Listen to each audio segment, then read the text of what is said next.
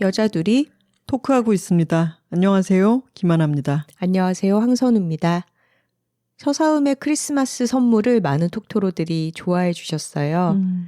저희도 오랜만에 크리스마스 캐럴 연주하니까 하는 동안에도 음악의 힘으로 계절이 훅 느껴지면서 아주 즐겁게 연주를 했습니다. 크리스마스 같아 보이기 시작하네. 이제 꽤 크리스마스 분위기가 나는 그런 한 주죠. 지난주 말씀드린 대로 저희 스키장 다녀왔습니다. 일단 출발할 때는 서울 쪽에 흐리기 시작하더니 비가 추적추적 내렸잖아요. 그리고 스키장이 오픈한 지도 얼마 안 됐으니까 이게 설질이 괜찮을까? 그런 걱정이 되기도 했고, 운전을 해서 저희가 간 데는 서울에서 가장 쉽게 갈 수 있는 지산 포레스트 스키장이었는데, 그 전에 제가 참 좋아하는 밥집인 강민주의 들밥이라고, 제가 예전에 이천도서관 갔다가 추천받아서 선우 씨랑 같이 거기 처음 갔었는데 거기 너무 맛있어요. 여러 분점이 있는 것 같은데 이천에 있는 본점만 한번 가봤었고 선우 씨는 그 다음에 한번 또 간 적 있죠? 네, 최선을 다하면 죽는다 북토크가 있어서 최다죽 팀이랑 같이 갔었죠. 전 거기 반찬들이 너무 맛있어요. 지산 리조트 바로 근처에 있기 때문에 거기를 목표로 해서 일단 밥을 먹고 보드를 탈지 말지를 생각해 보자. 근데 밥을 먹고 나와서 선우 씨가 저한테 그런 말 했잖아요. 내가 뭐라 그랬지? 어유 49살이 됐어.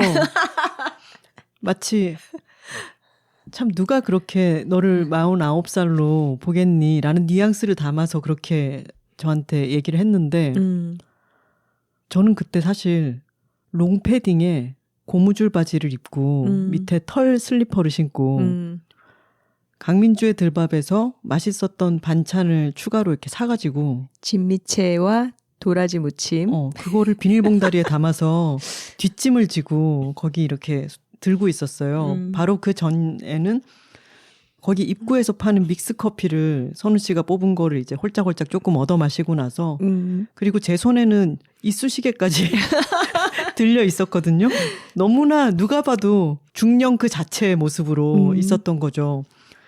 그래서 선우 씨가 그렇게 얘기했을 때 제 행색을 보니까 어렸을 때 중년들은 왜 저러고 다닐까라고 왜 뒷짐을 생각했던 질까? 그 모든 것을 제가 다 하고 있는 것을 느끼고는 참 재밌었어요. 근데 제가 하나 씨를 오래 보다 보니까 언제 저렇게 나이를 먹었지 싶은 거죠. 나이 먹어서 처음 만난 사람이 아니니까. 그리고 최근에 송년회를 하면서 뭐 친구들도 만나고 선배들 후배들도 만나는데 다들 뭐 20년 전에 서로 어릴 때 만났다가 이제는 나이를 먹은 거잖아. 내 마음속에서 저 사람은 아직 20대고 30대인데 어느새 서로 훌쩍 중년이 된 거예요. 그래서 대화의 소재가 다 요즘 눈이 너무 시리지 않니? 맞아. 아침에 일어나면 손가락 관절이 너무 손이 부어서 막 뻑적지근하지 않니? 뭐 흰머리가 올해 너무 부쩍 늘었다. 이런 대화들을 나누는 게 내 마음속에 저 사람은 아직 젊은인데 참 이렇게 같이들 나이를 먹어가는구나. 그리고 우리가 인생의 더 이른 시기에서 어른으로 만났던 사람들도 사실 그 속에는 그렇게까지 어른이 아니었을 수도 있겠다. 우리는 그 나이 때에 더 나이 든 사람을 바라보는 시각이었던 거고 그 나이에 가고 보니까 그게 내가 어렸을 때 느꼈던 거랑은 좀 체감하는 게 달라지는구나. 이런 걸 느끼죠. 맞아요. 요즘 영포티들이 많은 조롱을 받고 있는데 사실 영 하려고 한 게 아니라 생각보다 시간이 빨리 흘러서 맞아요. 좀 버퍼링을 일으키고 있는 사람들이 아닌가 그렇게 봐주시면 좋겠습니다. 제가 좋아하는 디자인의 디자인이라고 하는 책을 쓴 일본의 유명한 아트 디렉터 하라 케냐가 있잖아요. 네. 그분이 썼던 어떤 에세이 중에 그런 게 있었어요. 나이 들면서 이렇게 배가 나오기 시작하는 자신을 두고 아, 이건 설계도대로 흘러가는 겁니다. 멋진 풍뎅이는 애벌레로 돌아갈 수 없지요. 멋진 풍뎅이가 됐는지는 모르겠지만 저의 요즘은 중년 같아 보이기 시작하네 인 것 같습니다. 우리 중년의 김하나 눈밭에서 신나게 뛰어놀았어요? 그 스키장 근처에 가면서 점점 우리가 스키나 보드를 안 탄 지도 10년이 됐고 10년이 20년 훌쩍 됐어. 넘었고 그리고 꽤나 번거롭잖아요. 날씨도 안 좋고 그러니까 스키장의 분위기만 한번 보자. 근데 밥을 든든히 먹고 난 뒤에 좀 덜 춥기도 하고 스키장에 갔더니 그 옛날에 그 재밌었던 기억 같은 것들이 막 떠오르고 아직 다 개장을 하지 않았어요. 근데 개장한 곳에는 막 어린 사람들 거기서 춤추는 영상 찍고 있었던 맞아. 어린 여성들도 있었고 가족들도 많이 있고 그걸 보니까 또 점점 약간 흥이 나서 한 3시간 탔나요? 3시간권 끊어가지고 뭐 좀 쉬엄쉬엄 그래도 꽉 채워서 탔죠. 너무 재밌는 거예요. 몸이 기억을 하고 있더라고요. 잘 타던데. 처음에는 이거 보드를 붙잡고 이제 일어나는 것부터가 될까?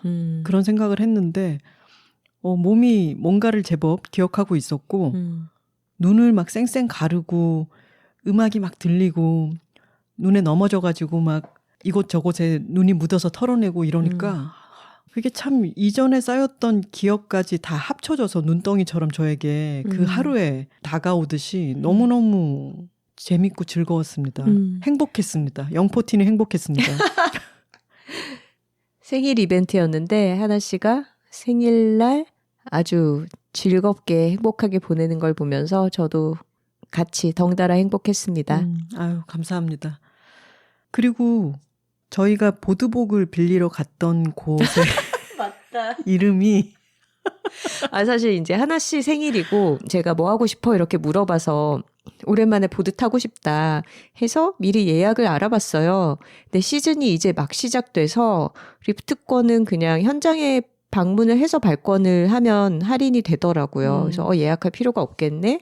그러고 그러면 장비를 미리 렌탈을 해야 되니까 보드복 샵을 알아봐서 복장이랑 장비랑 뭐 이런 것들을 미리 예약을 해야 되겠다.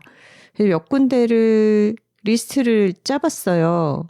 그랬더니 그 중에 나오는 렌탈샵 이름이 저노무스키인 거예요. 어떻게 생각하면 어떤 러시아의 설원이 떠오르는 그런 장면이기도 해요. 저노무스키. 약간 요즘 시골의 자부종 같은 그런 이름이죠. 그리고 구글 맵에 거기 방문자들의 리뷰를 보니까 이름이 웃겨서 한번 방문했는데 사장님이 친절해서 여기만 가고 있어요. 뭐 이런 평들이 있더라고요. 그래서 미리 전화를 했어요. 언제 방문하려고 그러는데 장비랑 뭐 옷이랑 이런 거 미리 예약을 해야 될까요? 그랬더니 사장님이 그냥 오셔도 돼요.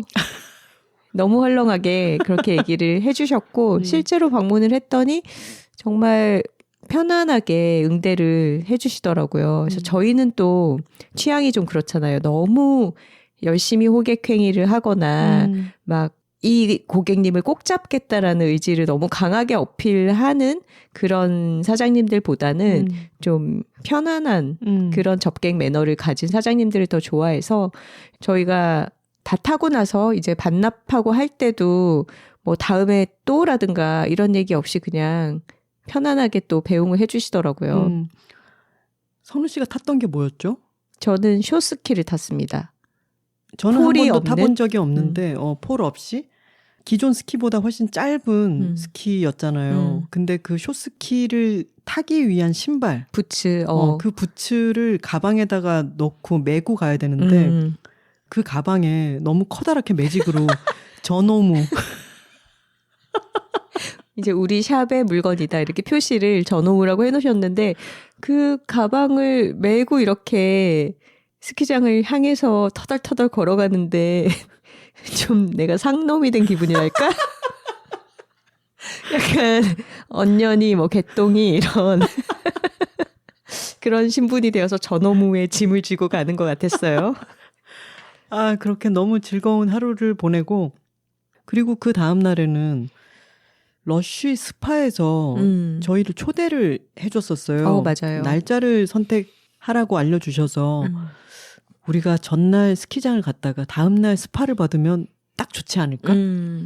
그게 러쉬 본사 홍보 담당자님도 톡토로시고 그리고 그 홍보 담당자님이 이제 매장을 방문해서 매장 직원들과 얘기를 하던 중에 그 스파 매니저님도 톡토로라는 걸 알게 되신 거예요. 그래서 두 분이 쿵짝쿵짝 해가지고 그러면 김하나 황선우를 초대하면 어떻겠느냐 이렇게 얘기를 해주셔서 저희가 스키장 갔다 온 다음 날 기왕에 몸도 뻐근하고 피로를 느끼고 있으니 그날 가면 되겠다 해서 방문을 했죠.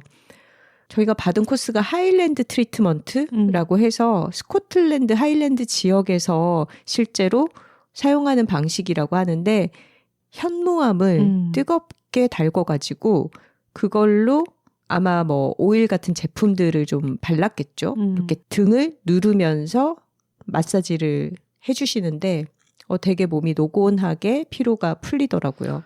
저는 마사지 받으면서 잘 못 자거든요. 근데 처음으로 몸이 노골노골해지더니 잤어요. 꿈도 꾸고 막. 거기서 풍기는 향도 되게 좋고 그리고 그 마사지 해주신 분이 아주 세심하셨던 게 스파에서는 좀 상의를 탈의하고 서비스를 받게 되잖아요. 이제 그러다 보니까 마사지를 해주실 때까지는 약간 대면 적당히 친절하지만 저를 알아보거나 한다는 티는 내지 않으셨는데 이제 마사지 다 마치고 나서 옷을 제대로 입고 나와서 뜨거운 차를 한 잔 마실 때 그때 돌연 본색을 드러내고 너무 반가워하시는 거예요. 그래서 와 저런 어떤 사교적인 스킬 대단하다. 상대방이 이제 걸친 옷이 별로 없는 상태로 자신의 어떤 취약성을 드러내고 마사지를 받을 때는 친밀하게 다가오지 않고 이제 다 모든 것이 끝나고 나서 편안하게 톡토로임을 밝혀주시는 그런 센스가 되게 감사했다라고 말씀을 드리고 싶네요. 웰컴 토로님, 조이풀 토로님 감사드립니다. 좋은 걸 좋다고 말하기 여둘톡 172화는 올해의 땡땡입니다. 톡깔 한번 갈까요? 여, 둘, 톡토로 톡토로 톡! 파워. 저희의 올해의 스파가 러쉬 스파였네요.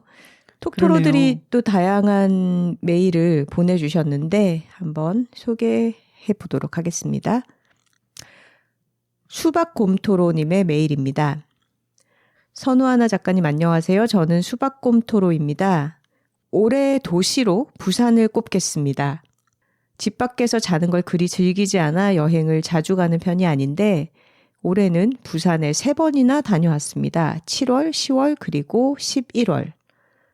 특히 10월 마지막 주에 간 부산 여행이 가장 기억에 남습니다.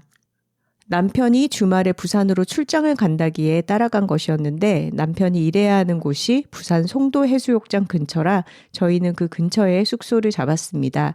사실 7월에도 같은 이유로 부산 송도에 다녀왔습니다. 그때는 비도 많이 와서 저 혼자 어디 간다는 생각은 못하고 호텔 침대에 누워 책을 보거나 낮잠 자며 남편의 일이 끝나는 오후까지 시간을 보냈습니다. 그러나 10월 여행은 달랐습니다. 저에겐 힐마 아프클린트 전시 보기라는 두둑한 계획이 있었거든요. 9월에 여둘톡을 통해 힐마 아프클린트에 대한 소개를 듣자마자 바로 전시 일정을 찾아보니 다행히 10월 26일까지 전시를 하더라고요. 저는 10월 25일 토요일에 방문 예정이었기 때문에 시간이 딱 맞아 정말 기뻤습니다. 토요일 오전 일찍 남편이 출근하고 저도 오전 9시쯤 숙소를 나왔습니다. 지도 앱에서 알려주는 대로 버스를 타기 위해 숙소 근처 버스 정류장을 찾아갔습니다. 그런데 지도 앱이 알려주는 곳은 아무리 봐도 버스 정류장이 있을 만한 곳이 아니었습니다. 그곳은 송도 해수욕장 근처였지만 산보다 더한 경사가 있는 곳이었고 좁은 골목 사이사이 계단을 이리저리 올라가 보니 정말 차가 다닐 수 있는 길이 나오긴 했습니다. 그런데 인도가 따로 없어 아스팔트 맨 끝 주황색 선 위로 바짝 붙어 가다 보니 차도 위에 덩그러니 버스 정류장 표지판이 세워져 있더라고요. 맞게 왔는지 확인해 보려고 어플을 재부팅하는 순간 갑자기 핸드폰이 먹통이 되었습니다. 주변엔 아무도 없었고 저 혼자 차가 쌩쌩 다니는 차도 끄트머리에서 안절부절하고 있는데 멀리 위쪽 어디선가 케이블카! 하는 소리가 들렸습니다. 소리 나는 쪽으로 고개를 들어보니 제가 있는 곳 반대편에 또 경사가 있고 그 경사 위에 아파트가 있었고 아파트 입구에 있는 담 너머에 중년의 남성분이 저를 보고 계셨습니다. 저와 눈이 마주치니 그분은 한 번 더 케이블카! 하고 외쳐 물으셨습니다. 사실 거리로 본다면 그 길은 고작 왕복 2차로밖에 안 되고 아파트는 길 바로 앞에 있어서 제가 서 있는 곳과 얼마 안 되는 거리지만 아파트가 경사 위에 지어져 있기에 아저씨는 저에 비해 꽤 높이 계셨어요.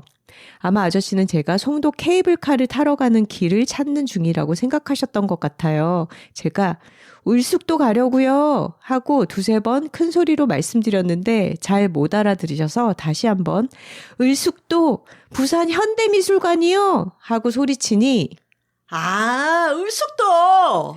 하시면서 반대편에서 그러니까 아저씨가 서 계신 곳 방향에서 타야 한다고 하셨어요.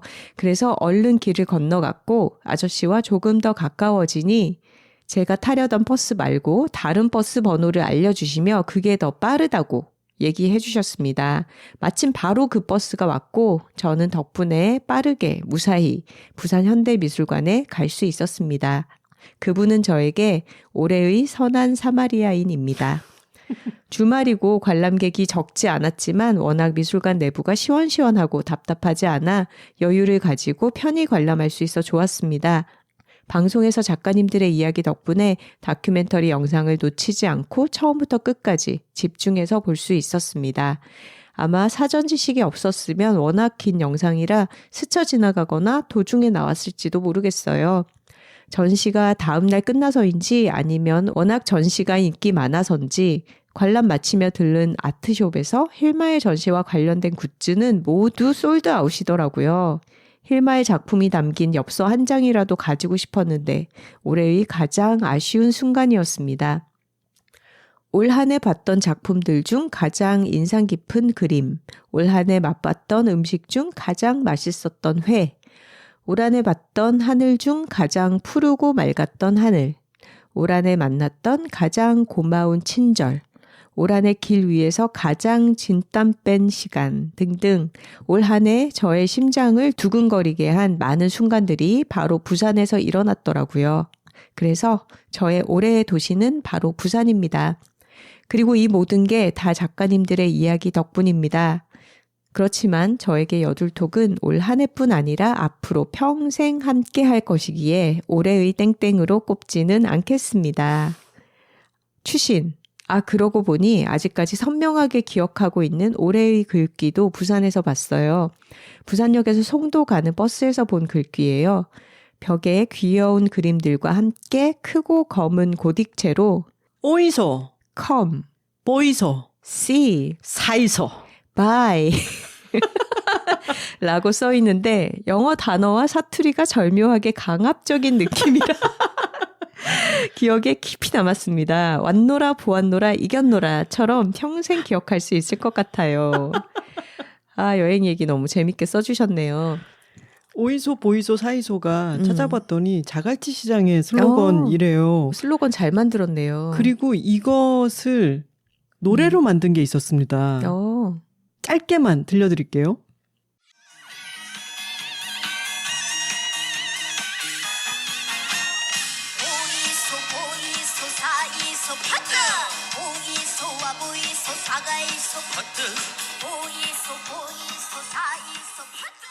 이게 태평소 소리인가요? 정말 강렬하게 시작하네요. 오이소 보이소 사이소 퍼뜩 퍼뜩이라는 단어는 다들 아시겠죠? 사투리로 뭐 빨리 어서 얼른 이런 뜻입니다. 왔노라 보았노라 이겼노라 같은 느낌이고 절묘하게 강압적인 느낌이 있다. 아니 근데 이 수박곰토로님의 이 여행 후기가 굉장히 생생한 게 우리가 요즘은 어플을 보고 지도 삼아 다니게 되잖아요. 근데 그랬을 때 이 앱이 간과하는 부분이 바로 경사와 고도입니다. 그래서 앱으로 지도를 보고서 이렇게 가면 되게 가깝겠다라고 처음에 생각을 하지만 막상 가보면 부산 같은 경우에는 진짜 이 경사가 엄청 심하잖아요. 그러면은 빨리 갈 수 있는 직선거리도 사실은 거의 등산하듯이 가야 돼서 거기를 바로 질러 가기보다는 둘러서 가야 되는 경우들도 많이 있고 길을 찾지 못해서 이렇게 당황하셨을 것 같은데 또 부산 사람들이 투박하게 친절한 게 있어요. 저 멀리 아파트, 경사진 아파트 위에서 케이블카. 왜 케이블카냐고 자기 혼자 넘겨짚고 케이블카 홍보대사도 아니시면서 이렇게 부산 여행의 즐거운 에피소드 써주셔서 감사합니다. 힐마 아프클린트 전시 저희가 얘기해서 다녀오신 분들이 워낙 많았잖아요. 그 전시들 참 좋으셨죠, 톡토로들. 저희가 지난주에 잠깐 언급했던 루이스 부르주아 전시도 지금 용인 호암미술관에서 1월까지 이어지는데 그 전시도 정말 좋습니다. 네. 꼭 가서 보시기 바랍니다. 수박곰토로님께서 올해의 글귀로 오이소 보이소 사이소를 꼽으셨는데 저도 올해의 카피 하나 언급하고 싶어요. 뭔가요? 제가 얼마 전에 인스타그램에서 봤는데 제가 아무래도 음악이나 악기 관련된 포스팅, 영상 이런 것들을 많이 눌러서 보다 보니까 광고에도 알고리즘에 따라서 그런 것들이 많이 뜨잖아요. 아마추어 음악단 단원 모집 광고였어요. 근데 카피가 뭐냐면 따옴표해서 끝나고 뭐 먹을까까지가 합주입니다. 와, 카피 되게 좋지 않아요? 아, 좋네요. 정말 너무 직관적으로 저의 어떤 추구미와 일치해서 제가 여기 지원할 뻔했어요. 끌리듯이. 이게 음악을 추구하는 것도 있지만 사람들과 어떤 커뮤니티에 소속되게 되는 거잖아요. 그런 분위기를 딱 조성해버리는 그런 카피네요. 말이 나와서 말인데 우리 둘도 2025년을 한번 돌아보며 올해는 저는 가장 큰 사건 2개는 작년 12월부터 이어졌던 그 내란 사태가 전반기를 휩쓸어 가버렸고 맞아요. 우리가 여둘톡 방학했을 때 6월 초에 대선이 있었잖아요. 그러니까 그때까지 계속 뭐가 이어졌고 그리고 그 여파는 아직도 청산이 안 되고 있죠. 그렇죠. 그리고 하반기에는 오케스트라의 얼결에 가입하게 된 거. 여기에 시간을 너무 많이 쏟게 되면서 후회하나요? 아, 후회하지 않습니다. 요즘 저는 약간 흥분 상태죠. 왜냐하면 타악기 주자로서 이렇다 할 뭔가 악기를 제대로 연주하지 못하다가 최근 제가 팀파니를 맡게 됐지 않습니까? 아, 팀파니는 타악기의 꽃이고 핵심이고 빛이죠. 아직 잘 못하지만 쾌감이 너무 커요. 그리고 나의 팀파니 이렇게 애착을 갖게 되어서 연습실 가는 게 크잖아. 크죠. 그 커다란 악기 그것도 이제 4대가 이렇게 이어져 있는데 거기에 가운데 이 작은 사람이 딱 치면은 그 커다란 울림이 연습실 전체를 울릴 만큼 커다랗게 터져 나오는 게 너무 기분이 좋아요. 그래서 연습실 가는 게 저는 너무 좀 설레요, 요새. 아, 너무 다행이네요. 그게 2가지 중요한 올해가 휘리릭 흘러가게 만든 사건이었고 또 아주 큰 이벤트는 이옥선 작가와 함께 일본 출장을 다녀온 것이었죠. K북 페스티벌 도쿄에. 그러네. 그게 굵직한 사건이었다면 선우 씨에게는 어떻습니까? 저 역시 상반기에는 내란의 여파로 좀 고통스러운 시간을 보냈고 하반기에는 오케스트라 입단과 창단 공연이 블랙홀처럼 많은 것을 빨아들인 사건이었던 것 같아요. 그리고 그 사이에 되게 중요하게 2권의 책 출간이 있었죠.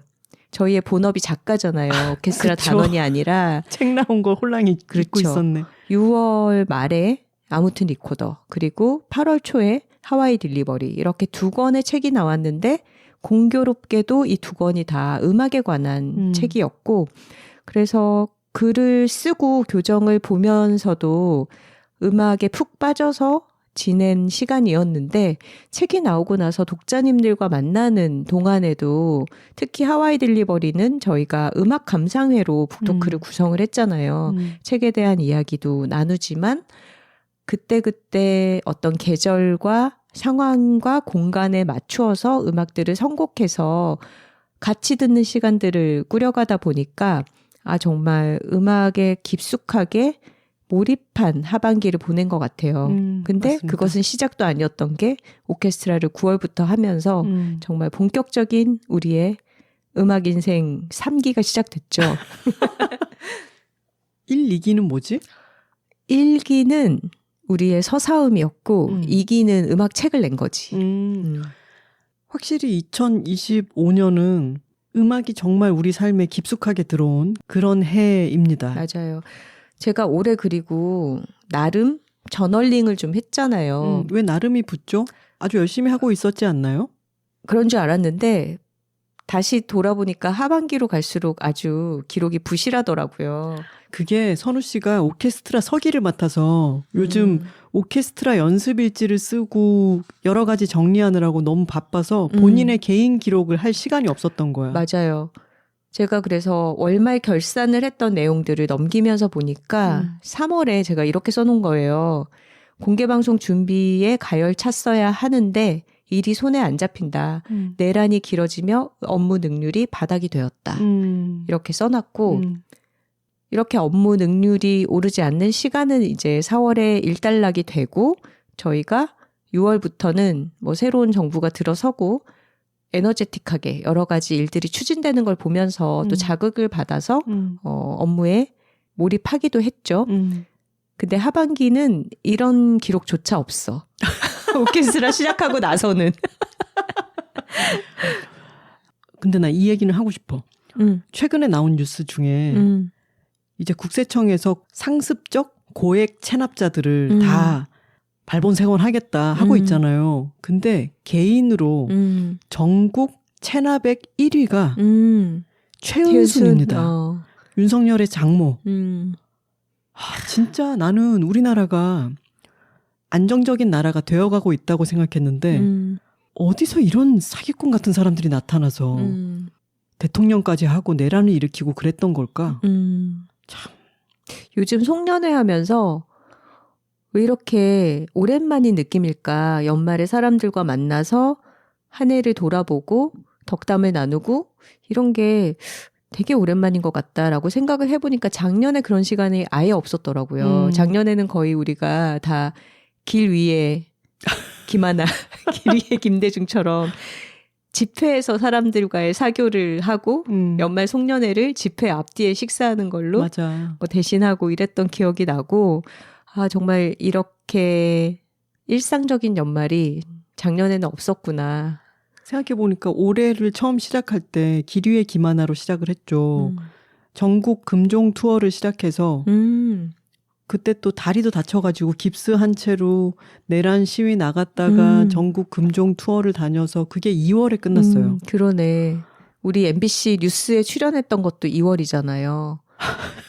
너무 까마득하게 느껴진다. 그런 일이 다 있었네. 서사음이 연주한 다만세가 배경음악으로 깔리면서 맞아요. 이 내란 시국이 빨리 바로 잡혔으면 좋겠다. 탄핵 선고가 얼른 내려져야 한다. 뭐 이런 얘기를 인터뷰를 했던 게 2월이더라고. 맞아요. 그리고 2월에는 우리 나이 드는 존재 엔솔로지 책이 나왔었고 올해 저는 2권의 엔솔로지 원고를 더 썼는데 올해 말쯤에는 한 권 정도 나올 줄 알았는데 조금씩 다 늦춰졌어요. 엔솔로지 원고보다는 제 원고에 좀 더 집중해야겠다라고 생각했는데 제 인생에 영향을 크게 미친 두 분에 대해서 글을 쓰기는 했지만 결과물은 아마 내년에 나올 것 같고 그리고 하와이 딜리버리가 8월에 나온 것. 이게 저의 올해의 작가 업무였네요. 내년에 출간 기대해 보겠습니다. 하나씨 요새 연이어서 마감하느라 고생 많았어요. 다음 사연 읽어보겠습니다. 톡토로 이름을 뭘로 할까 하다가 제 별자리가 물고기 자리여서 물토로라고 해보겠습니다. 저는 올해의 깨달음을 말씀드리고 싶은데요. 어느 날 밤에 일기를 쓰면서 얻은 깨달음으로 조금은 무거운 얘기가 될지도 모르겠습니다. 저희 아빠는 제가 중학생일 때 암으로 돌아가셨고 이제는 벌써 10년이 지났어요. 대부분의 사춘기 아이들이 그렇듯 그때 저도 이 정도면 나도 거의 다 큰 거 아닌가 하는 생각을 가지고 있었지만 지금 돌이켜보면 아직 많이 어린 나이였습니다. 지금으로선 부모님이 돌아가신다 상상하면 그대로 모든 게 무너질 것만 같은데 당시에 저는 일상을 금방 회복했어요. 물론 많이 슬펐고 많이 울었지만 한창 친구들이랑 노는 게 가장 좋을 때였고 일주일을 쉬고 난 후 다시 일상으로 돌아가 전처럼 잘 지냈던 것 같아요. 하지만 고등학교를 졸업하고 성인이 되고 대학을 가고 세상을 더욱 알아갈수록 슬픔의 밀도가 점점 높아졌습니다. 그때 미처 자세히 살펴보지 못한 엄마의 마음이나 죽음을 앞둔 아빠의 심정 같은 것들을 뒤늦게 생각해 보게 되었고 이런 생각들을 하면 주저없이 눈물이 흐르는 밤들이 많아졌어요. 어떤 슬픔은 시간이 갈수록 커지기도 한다는 걸 알게 되었던 것 같아요. 그러던 저에게 작년 여름부터 올해 상반기까지 1년 정도 해외로 나갈 기회가 왔고 이때 처음으로 가족을 떠나 생활하는 경험을 했습니다. 초반에는 친구들과 지내다가 올해 1월부터는 혼자 살게 되면서 자연스레 혼자만의 시간이 늘어났고 그 시간만큼 별의별 생각들이 머릿속에 떠올랐어요. 또 이따금씩 아빠 생각을 하곤 했는데 어느 날은 유독 이 생각 덩어리가 걷잡을 수 없이 불어났습니다. 엄마는 왜 나에게 모든 것을 말해주지 않았는지, 나는 왜 좀 더 아빠를 찾아가지 않았는지, 저희 아빠는 말년에 계속 병원에 계셨거든요. 나는 왜 이렇게 아는 게 없었는지, 이런 의문과 죄책감이 저를 잠식했고 이 혼란에 잡아먹힐 것 같아 일기장에 무작정 글을 써내려갔습니다. 그렇게 눈물을 뚝뚝 흘리며 감정을 배설하듯 일기를 쓰고 나니 참 이상하리만치 개운해졌습니다. 그때 어떤 깨달음을 얻었던 것 같아요. 아무에게도 물어볼 수 없어 답을 얻을 기회조차 전무했던 문제들에 대한 해결책을 얻은 기분이었습니다. 저는 아빠의 투병에 관해 많은 것을 몰랐지만 엄마는 제가 그러길 바라셨던 것 같아요. 저희 엄마라면 어른 문제는 신경 쓰지 말고 아이답게만 살길 바라는 마음이 있었을 거라 생각하거든요. 그 덕분인지 아빠가 투병을 하셨던 기간을 떠올려 보면 힘들었던 때도 있었지만 학교 생활을 즐겁게 했던 기억이 더 많이 남아 있어요. 사실 이 부분에 대해선 엄마에게 물어보고 싶지만 아직 여기까지는 용기가 나지 않네요. 앞으로 또 10년이 있으면 용기가 날까요? 그날 이후로는 참아왔던 것들이 폭발하듯 눈물을 흘리는 밤들이 없어졌어요. 누구에게 말한 적은 없지만 이제까지 저는 아빠와 관련한 것들에서 자기 연민이 조금 심한 편이었는데 제 인생을 관통하던 무거운 감정을 마침내 떨쳐낸 것 같아요. 부모의 죽음은 대부분의 사람들이 언젠가 경험하기 마련이니까 그냥 남들보다 일찍 겪었다고 생각하며 살아왔는데 이 생각 또한 이제서야 완전히 받아들이게 되었어요. 마음이 참 산뜻해지고 가벼워졌습니다. 계속 못 듣고 있었던 여둘톡 죽음 편도 이제는 들을 수 있을 것 같아요. 이런 얘기를 누군가에게 내뱉는 건 처음인데 바깥으로 꺼내지 못한 이야기까지 할 수 있는 창구를 열어주신 작가님들께 감사 인사를 드립니다. 여둘톡은 저의 통학길 동반자였고 이제는 마음이 헛헛할 때면 찾는 안식처이기도 해요. 톡토로 뒤에는 여둘톡이 있고 여둘톡 뒤에는 톡토로가 있다는 끝인사를 들을 때면 이루 말할 수 없는 든든함을 느끼기도 했습니다. 작가님들께 낭만 가득한 겨울이 함께하길 바라며 매일 마치겠습니다. 물토로 드림. 성인에게도 가족의 죽음을 받아들이고 그 경험을 소화해내는 시간이 굉장히 오래 걸리는 것 같아요. 근데 물토로님은 또 어린 때였고 사춘기이고 청소년기이니까 아마도 어머니의 마음은 그 아버지의 죽음이 물토로님에게 그 시기에 가장 결정적으로 커다란 어떤 것이 되지는 않았으면 하는 마음으로 그 시기에 물토로님을 좀 떨어뜨려 놓은 약간은 보호를 한 그런 마음이 아니셨을까 싶고, 지금 어른이 되어서 시차를 두고 아버지의 경험을 소화하기 위한 어떤 시간들을 나름 잘 보내고 계신 것 같습니다. 살아있는 사람들에게 죽음은 가장 커다란 사건이기 때문에 그것을 예측하는 것과, 그러니까 저분이 이제 돌아가실 것이다 라고 그것을 아는 것과 실제로 돌아가신 그 사건을 받아들이는 것은 정말 천지 차이 같아요. 그리고 어느 만큼의 시간이, 사람마다 차이가 있겠지만 시간이 필요합니다. 근데 그때 그 시간을 아빠의 죽음을 소화시키는 데에 쓰지 못했던 것이 안에 남아 있었던 거겠죠. 근데 엄마한테 한번 얘기를 해보는 것도 저는 좋을 거라고 생각해요. 아빠의 죽음에 대해서, 그리고 엄마가 당시의 마음이 어땠는지, 엄마는 내가 아빠의 죽음을 어떻게 받아들이기를 바랬는지에 대해서 이야기를 해보는 것은 저는 좋지 않을까라는 생각이 듭니다. 네, 물토로님이 이제는 들을 수 있겠다고 하신 여둘톡의 20화였죠. 20번째 에피소드 죽음이 삶을 찾아올 때를 들어보시고 또 저희와 나누고 싶은 이야기가 생기시면 메일이나 댓글로 보내주시기 바랍니다. 죽음 얘기가 나와서 말인데 저희 집의 고양이들은 다 10살이 훌쩍 넘었고 첫째는 19살이에요. 내년에 드디어 대학을 보내게 됩니다, 저희가. 그러니까요. 고양이의 평균 수명보다 장수한 편이고, 그리고 최근에는 집에, 요새 화장실을 잘 안 가. 집에 마음에 드는 데가 있으면 거기다가 볼일을 보곤 하잖아요. 그래서 저희는 고양이들을 돌보는 데에도 시간을 올해 참 많이 썼는데 죽음이 다가오고 있죠. 그걸 모른 척 할 수는 없어요. 근데 그것이 곁에 늘 있고 계속 다가가고 있지만 막 팽팽히 맞서 싸우는 이런 것도 아니라 우리는 매일매일에 해줘야 되는 것들을 하면서 같이 살아가고 있지만 저희는 한번 갑작스런 죽음을 맞닥뜨린 적이 있기 때문에 이 시간이 가지고 있는 느낌이 불안이기만 하지는 않습니다. 맞아요. 저희가 하루에 한 2번 정도는 똥오줌을 치우고 그게 고양이 화장실이 아니라 반갑지 않은 장소에 볼일을 봐놓은 것을 치워야 하고 수액 주사를 맞춰야 하고 이런 돌봄의 시간들이 있기는 한데 그렇게 천천히 다가올 죽음을 맞이하면서도 또 그 시간을 연장해서 조금 미루면서 성심껏 고양이를 돌보고 아픈 와중에도 아이의 컨디션이 좀 좋아진 것처럼 보이고 뭔가 기력이 더 왕성해져서 우리에게 뭔가를 요구하고 표현하는 거를 볼 때 굉장히 기쁘고 감사한 마음을 또 굉장히 자주 느끼거든요. 이런 것 또한 되게 중요한 삶의 일부겠죠.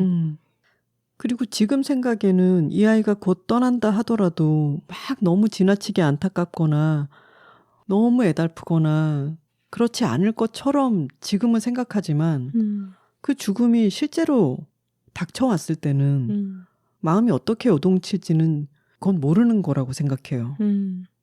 네, 저희는 그렇게 살아가고 있습니다. 다음 메일 읽어볼게요. 저요토로님의 메일입니다.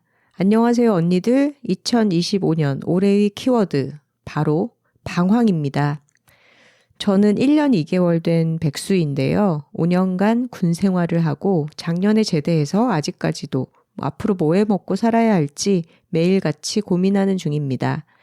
대학 입시를 준비하는 고등학교 2학년, 아빠가 집을 나가면서 엄마 혼자 제 뒷바라지를 하셨는데요. 저의 학원비를 마련하기 위해 주말마다 식당 설거지 일을 다니는 엄마를 보니 대학교가 사치처럼 느껴지더라고요. 사실 부모님의 도움 없이도 대학 공부에 뜻만 있다면 장학금 받고 학위를 따서 취업할 수도 있었겠지만 18살의 저는 무기력함과 오기로 똘똘 뭉쳐 있었던지라 하루빨리 성인이 되어 돈을 벌고 싶은 생각밖에 없어서 20살이 되자마자 군입대를 준비했습니다. 군대는 집도 돈도 옷도 주니까 가장 빨리 독립할 수 있는 길이라고 생각해서요. 그렇게 저는 21살부터 5년간 군 생활을 했어요. 다만 제 업무 특성상 2교대 근무를 반복하다 보니 건강이 매우 악화됐고 결혼을 하게 되어 주말 부부를 피하기 위해 작년에 제대를 결심했습니다.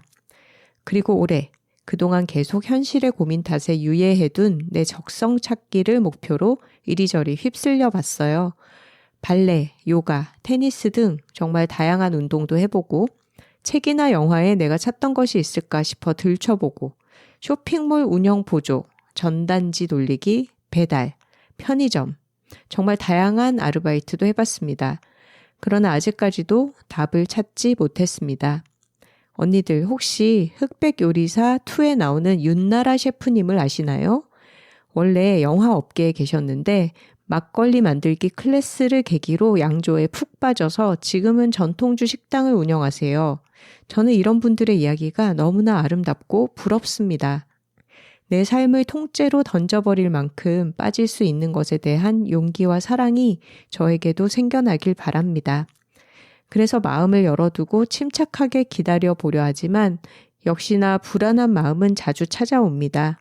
그래도 시작이 반이라고 마음먹은 대로 언젠간 이루어지리라고 돈을 벌고 싶어서 갖는 직업이 아니라 나를 세상에 꺼내볼 수 있는 일을 찾고 싶다는 그 결심을 할 수 있다는 것 자체도 건강한 변화라고 생각합니다. 그래서 올해의 키워드 방황. 불안하긴 하지만 너무 우울하게 생각하지 않으려 해요. 언젠가 나만의 뭔가를 찾게 되면 그때 또 사연 보내겠습니다. 혹시 아나요? 터무니없이 여둘 애드 제안 메일을 언니들께 보낼지도요?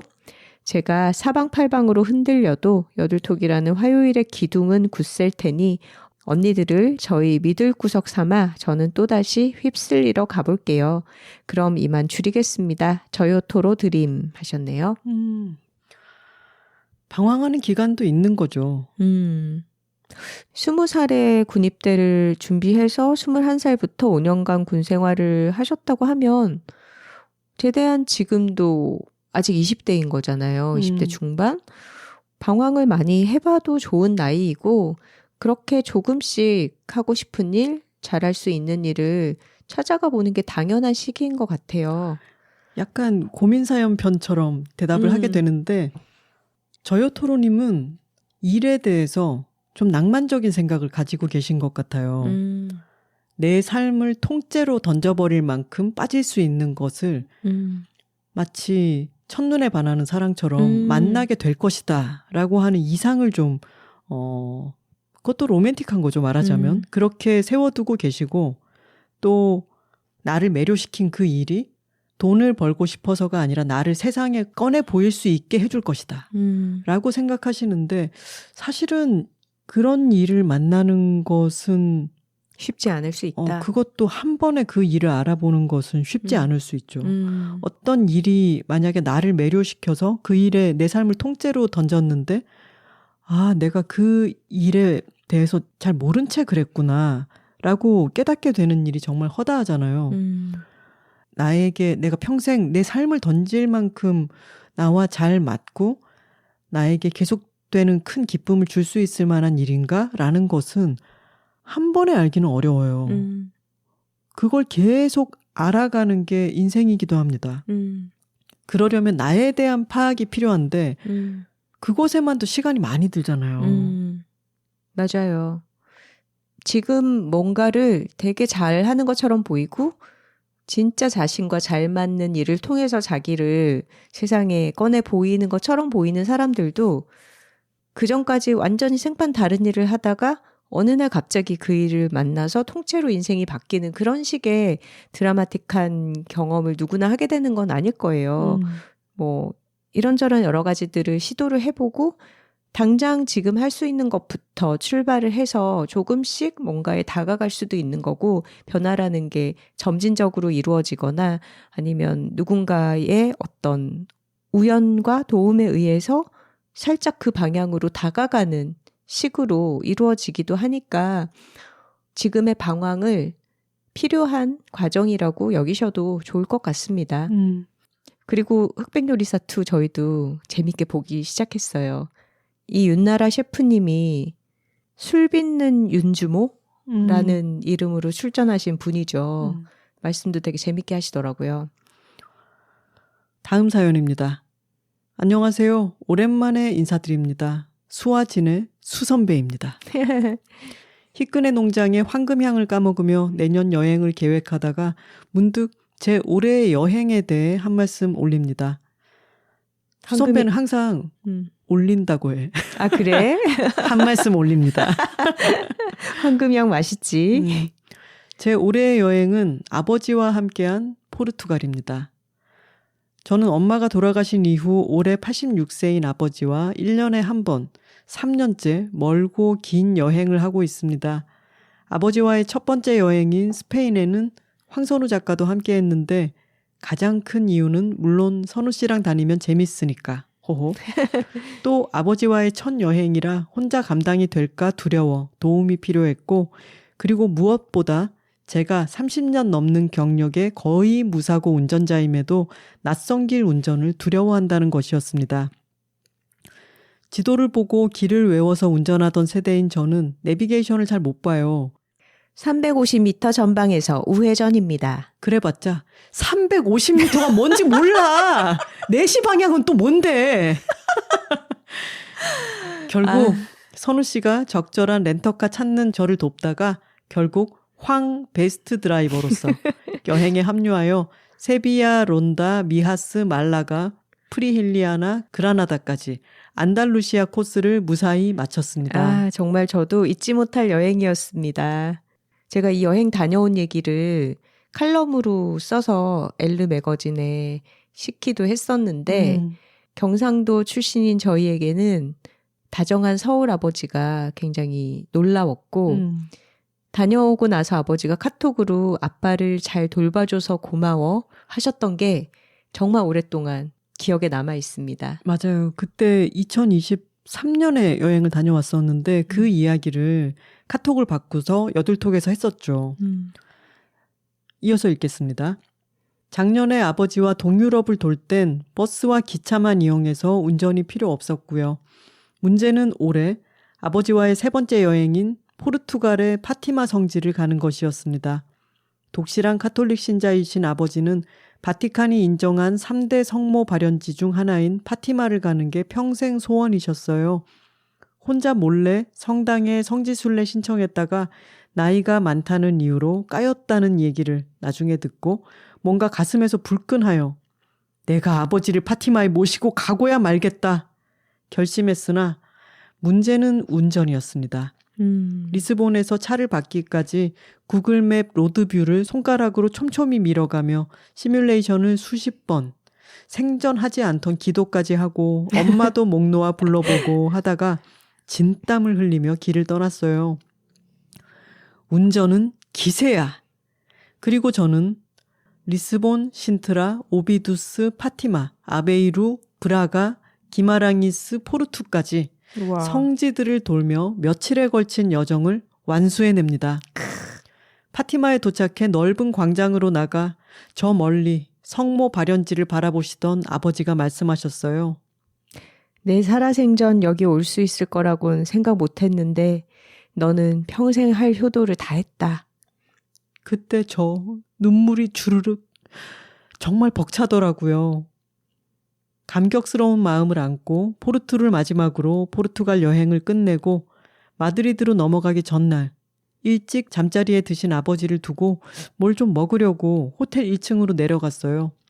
그러다 갑자기 거기 있던 손님들과 의기투합해서 술 마시고 춤추고 놀고 신나게 까불다가 12시 넘어 방으로 돌아와서 씻던 중 욕조에서 미끄러져 손목 양쪽을 부러뜨리고 말았어요.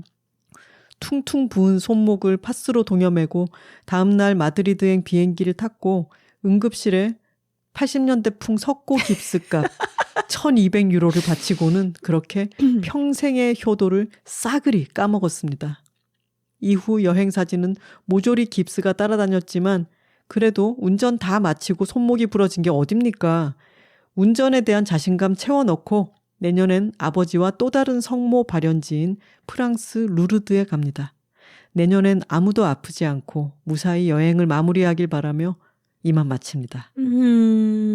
아니 우리 수선배 아버지랑 동유럽 여행 가기 전에는 그 전날인가 전전날인가 또 발가락 뼈를 부러뜨린 적이 있어요. 아, 맞아요. 그래서 그때는 발에 깁스하고 여행 갔었고 근데 여행 갔더니 사람들이 현지인들이 너무 친절하게 잘해주더래. 연세가 많으신 아버지와 발에 깁스한 딸이 다니니까 도와줄 수밖에 없지.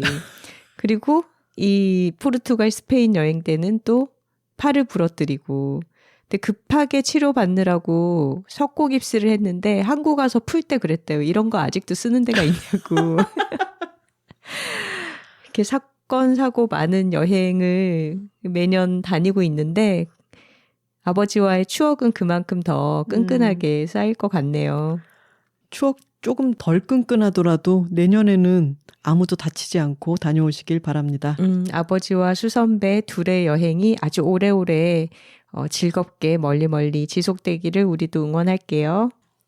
저도 엄마랑 여행을 다녀온 지가 오래됐어요. 하나 씨나 저나 지금 고양이들 때문에 집을 비우기가 쉬운 상태는 아니기도 하거니와 엄마랑 한번 여행 가고 싶다고 생각을 해도 저희 엄마가 늘 일정이 많아서 너무 바쁜 거예요.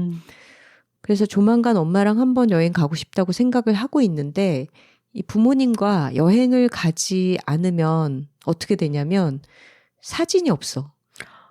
몇 년 동안 하나 씨는 좀 특수한 케이스잖아. 우리 엄마랑은 행사 사진이 많지 같이 않아요? 무대에 있는 사진만 많아. 그러니까 뭔가 톡토로 투게더 때라든가 북토크를 같이 할 때 그럴 때 어머니랑 같이 사진과 영상이 찍히는데 엄마랑 일상적으로 만날 때는 서로 사진이나 영상을 그렇게 적극적으로 찍지 않잖아요. 더군다나 누가 찍어주지 않고. 그러니까 엄마랑 사진 같이 찍힌 게 너무 오래된 거예요. 마지막이 그때 아니야? 위키드 공연 갔다가 우리 엄마랑 다 같이 찍은. 맞아. 안 그러면 뭐 엄마랑 둘이 밥 먹다가 갑자기 사진 찍고 그런 일이 잘 없으니까. 엄마와의 기록을 남기기 위해서라도 여행을 좀 가야겠다는 생각이 드네요. 고양이 내가 볼 테니까 엄마랑 여행 다녀오세요. 알겠습니다. 저는 이번에 일 때문이긴 했지만 엄마랑 일본을 다녀왔잖아요. 우리 엄마도 이제 77세신데 그 강행군 일정을 착착 잘 소화하고 그리고 돌아와서 엄마는 우리는 서울에 집으로 돌아오면 되지만 또 부산까지 갔잖아요. 그 출장을 잘 소화하기 위해서 그 전에도 운동도 열심히 하고 그랬다는데 돌아와서도 참 피로가 많이 쌓였을 텐데 그래도 씩씩하게 그걸 다 해낸 우리 엄마가 또 너무 자랑스럽고 이렇게 말해도 되나? 대견하기도 하고 그렇죠. 아유, 부모님이 대견할 때가 많지 이제는. 다음 메일 읽어보겠습니다. 안녕하세요. 선우하나 작가님. 저는 아마 여둘톡 듣는 청취자의 비율 중에서는 가장 적을 20대 남토로입니다. 사실 톡토로 투게더를 다녀오고 나서 사연을 쓸까 싶었지만 미루다 이제야 쓰네요. 저는 올해 굵직한 사건 사고와 파도를 처음으로 맞닥뜨렸는데요. 새삼 어린 고등학생이었던 제가 점차 어른이 되어가는 게 느껴졌던 한 해였던 것 같습니다. 작년에 저는 회계사 시험을 준비하던 수험생이었습니다. 아침에 일어나 1시간 정도 전철을 타고 학원으로 향해서 밤 11시까지 공부를 했죠. 그러던 중 12월 3일이 도래했고 내란이라는 사건을 겪고 미래에 대한 걱정으로 정말 밤잠을 못 이뤘습니다. 그 때문에 시험 공부를 하던 패턴도 완전히 망가졌고요. 비록 시간이 없어 여러 번 나가진 못했지만 탄핵 당일날 집회에 나갔던 기억이 아직도 생생합니다. 기뻐 뛰놀며 집으로 걸어가던 그 수많은 인파도요. 그리고 시간이 지나서 회계사 시험을 준비하던 중 더 이상 제 꿈을 이룰 자신이 들지 않더군요. 제 앞에 너무 뛰어난 사람들이 저만치 멀리서 달려나가고 있었고 저는 그에 비하면 초라하고 보잘것없다고 느꼈습니다. 톡토로 투게더에서 나눠주셨던 인생은 기세다 스티커를 계산기에 붙여봤지만 기세만으로 안 되는 게 있는 것 같더라고요.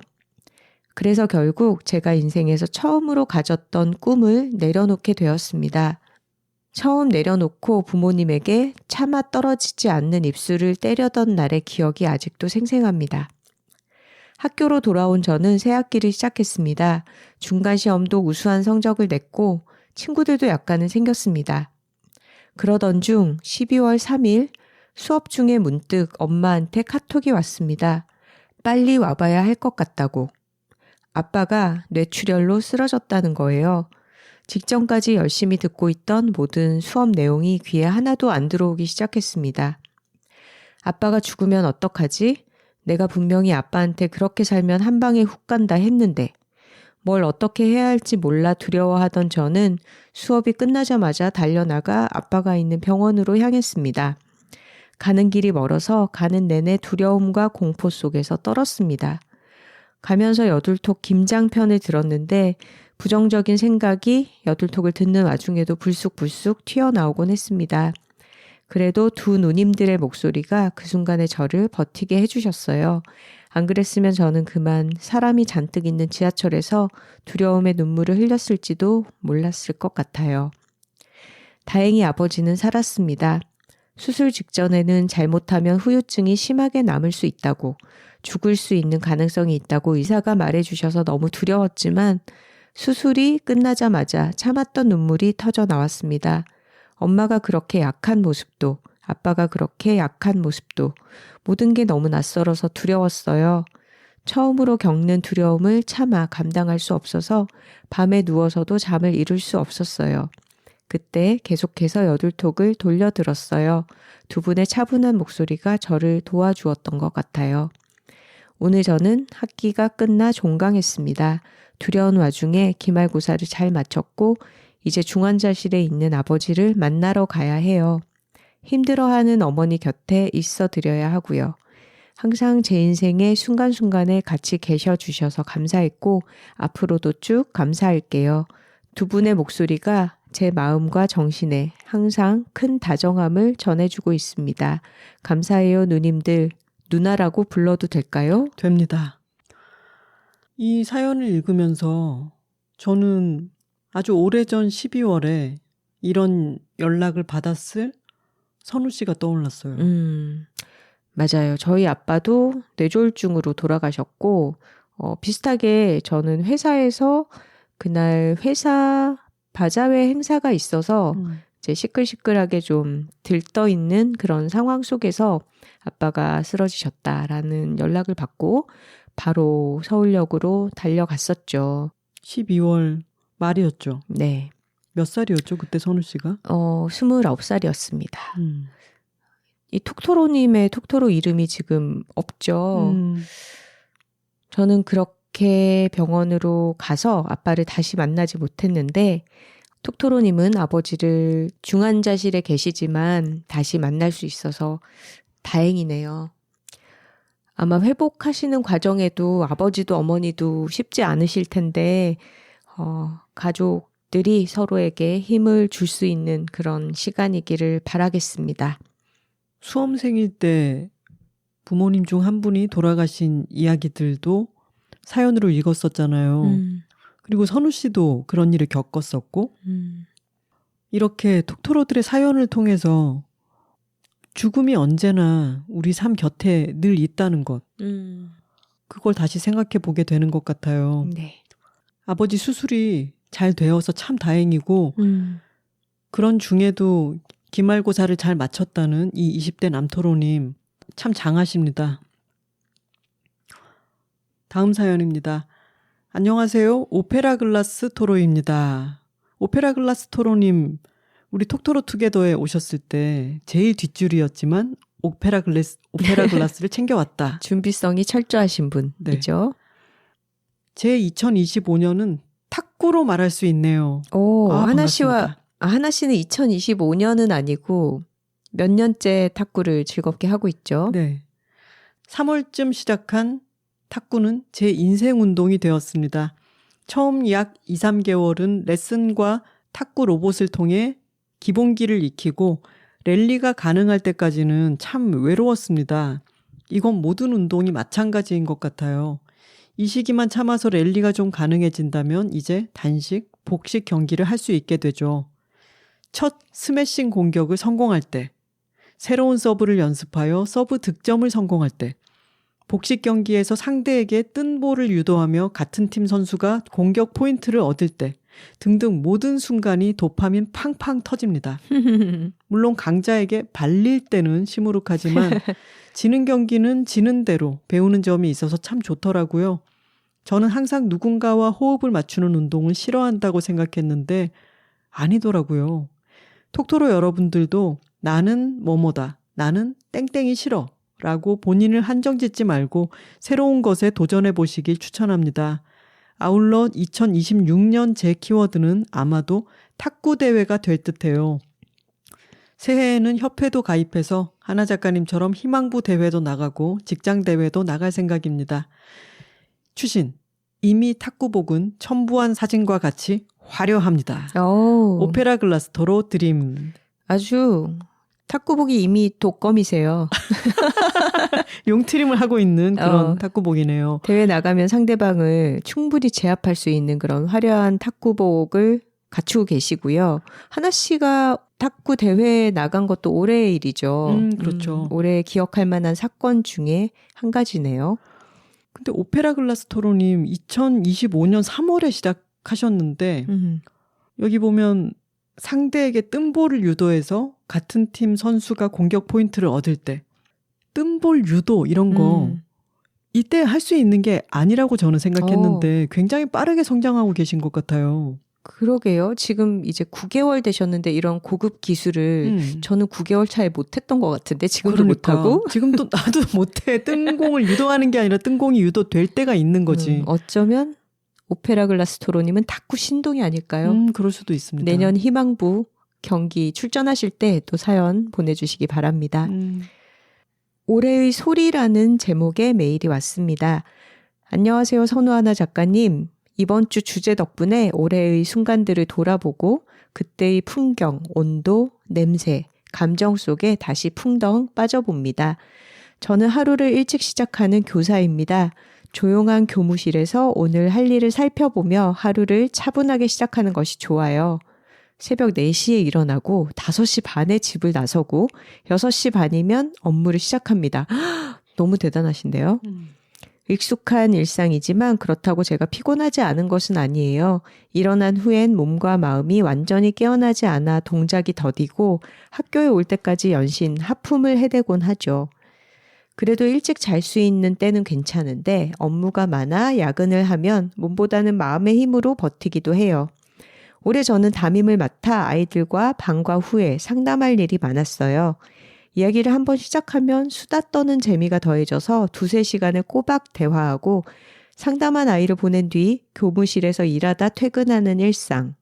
그런 일상이 3월부터 11월까지 이어졌어요. 올해 맡은 업무가 수학여행이어서 수학여행이 있었던 5월까지는 야근을 안 한 날이 거의 없었네요. 어느 순간 집은 잠만 자는 방이 되었고 저를 그리고 집을 잘 돌보지 못한 채로 학교 생활을 버텼어요. 늦은 밤 에너지를 소진한 채 집으로 가고 꾸역꾸역 저녁을 먹고 쓰러지듯 침대에 누웠습니다. 다음날 일찍 일어나 억지로 힘을 내며 출근을 했고요. 그런데 3월 초부터 매일 학교 운동장을 달리는 사람이 있었어요. 주민에게도 개방된 운동장이라 운동하는 사람을 종종 보는데 그중 하루도 빠짐없이 달리는 사람이라 눈에 띄었죠. 그러다 어느 날 복도에서 알게 되었어요. 매일 아침 달리던 이 사람이 우리 학교 학생이라는 것을요. 제가 수업 들어가는 반은 아니지만 담임반 옆반 학생이라 마주칠 일이 많더라고요. 처음엔 그런가 보다 하고 지나갔어요. 그런데 매일 아침 이 학생을 보다 보니 묘하게 제가 위로를 받게 되더라고요. 이름도 모르고 인사 한번 건네본 적 없지만 무거운 일상의 짐을 얹고 출근하는 나에게 응원을 건네주는 것처럼 느껴졌어요. 그래, 이 아이도 이렇게 매일 아침 일찍 달리는데 나도 오늘 하루 힘내야지 하고 생각하게 되었어요. 5월의 어느 날 그간 늘 그래왔던 것처럼 출근하자마자 담임반 교실 환기를 하고 냉난방기를 가동하고 교실에서 나오던 때 달리기를 끝내고 돌아온 그 아이를 마주쳤습니다. 아이의 이름을 물으며 자연스럽게 대화를 시작했고 꿈이 생겨서 달리기를 하기 시작했다는 아이의 말을 듣게 되었어요. 아이는 군인이 되고 싶다는 꿈이 생겼고 체력 단련이 필요해 매일 아침 달리기를 하기로 결심했다고 했어요. 그러면서 이 말을 덧붙였어요. 매일 아침 일찍 오시잖아요. 저 진짜 나오기 싫은 날이 있는데 쌤이 매일 일찍 오시니까 저를 보시게 될 것 같고 그걸 생각하니 포기하면 안 될 것 같아서 이 악물고 나와요. 순간 눈물이 날 것 같았어요. 마음이 통한다는 게 이런 거구나 싶었어요. 그동안 저와 그 아이는 묵묵히 일상을 살아내는 서로를 보며 응원을 건네고 있었더라고요. 아, 나도 열심히 해야지. 아, 나도 포기하지 말아야지 하고요. 그 후 저에게는 피곤한 출근길을 더 잘 버틸 수 있게 하는 힘이 생겼습니다. 그 아이도 열심히 달리고 있을 테니 나도 힘내서 나가볼까 하며 아이에게 선물할 음료수, 계란, 과자 등을 종종 사서 출근했어요. 그리고 아이는 운동장에서, 저는 운동장 밖에서 서로에게 손을 흔들며 매일 아침을 시작했답니다. 교무실에 들어와 창문을 열면 차박차박 소리가 들려와요. 일정한 속도로 운동장 흙을 내딛는 발에서 시작되는 소리예요. 마치 메트로놈처럼 일정한 간격으로 들려오는데요. 어떤 날은 조금 빠르게, 다른 날엔 조금 느리게. 그날 그 아이의 속도에 맞춰 울리는 소리, 차박차박. 아이는 여전히 매일 운동장을 달리고 저는 여전히 매일 아이들을 만나요. 서로 무언의 응원을 주고받으면서요.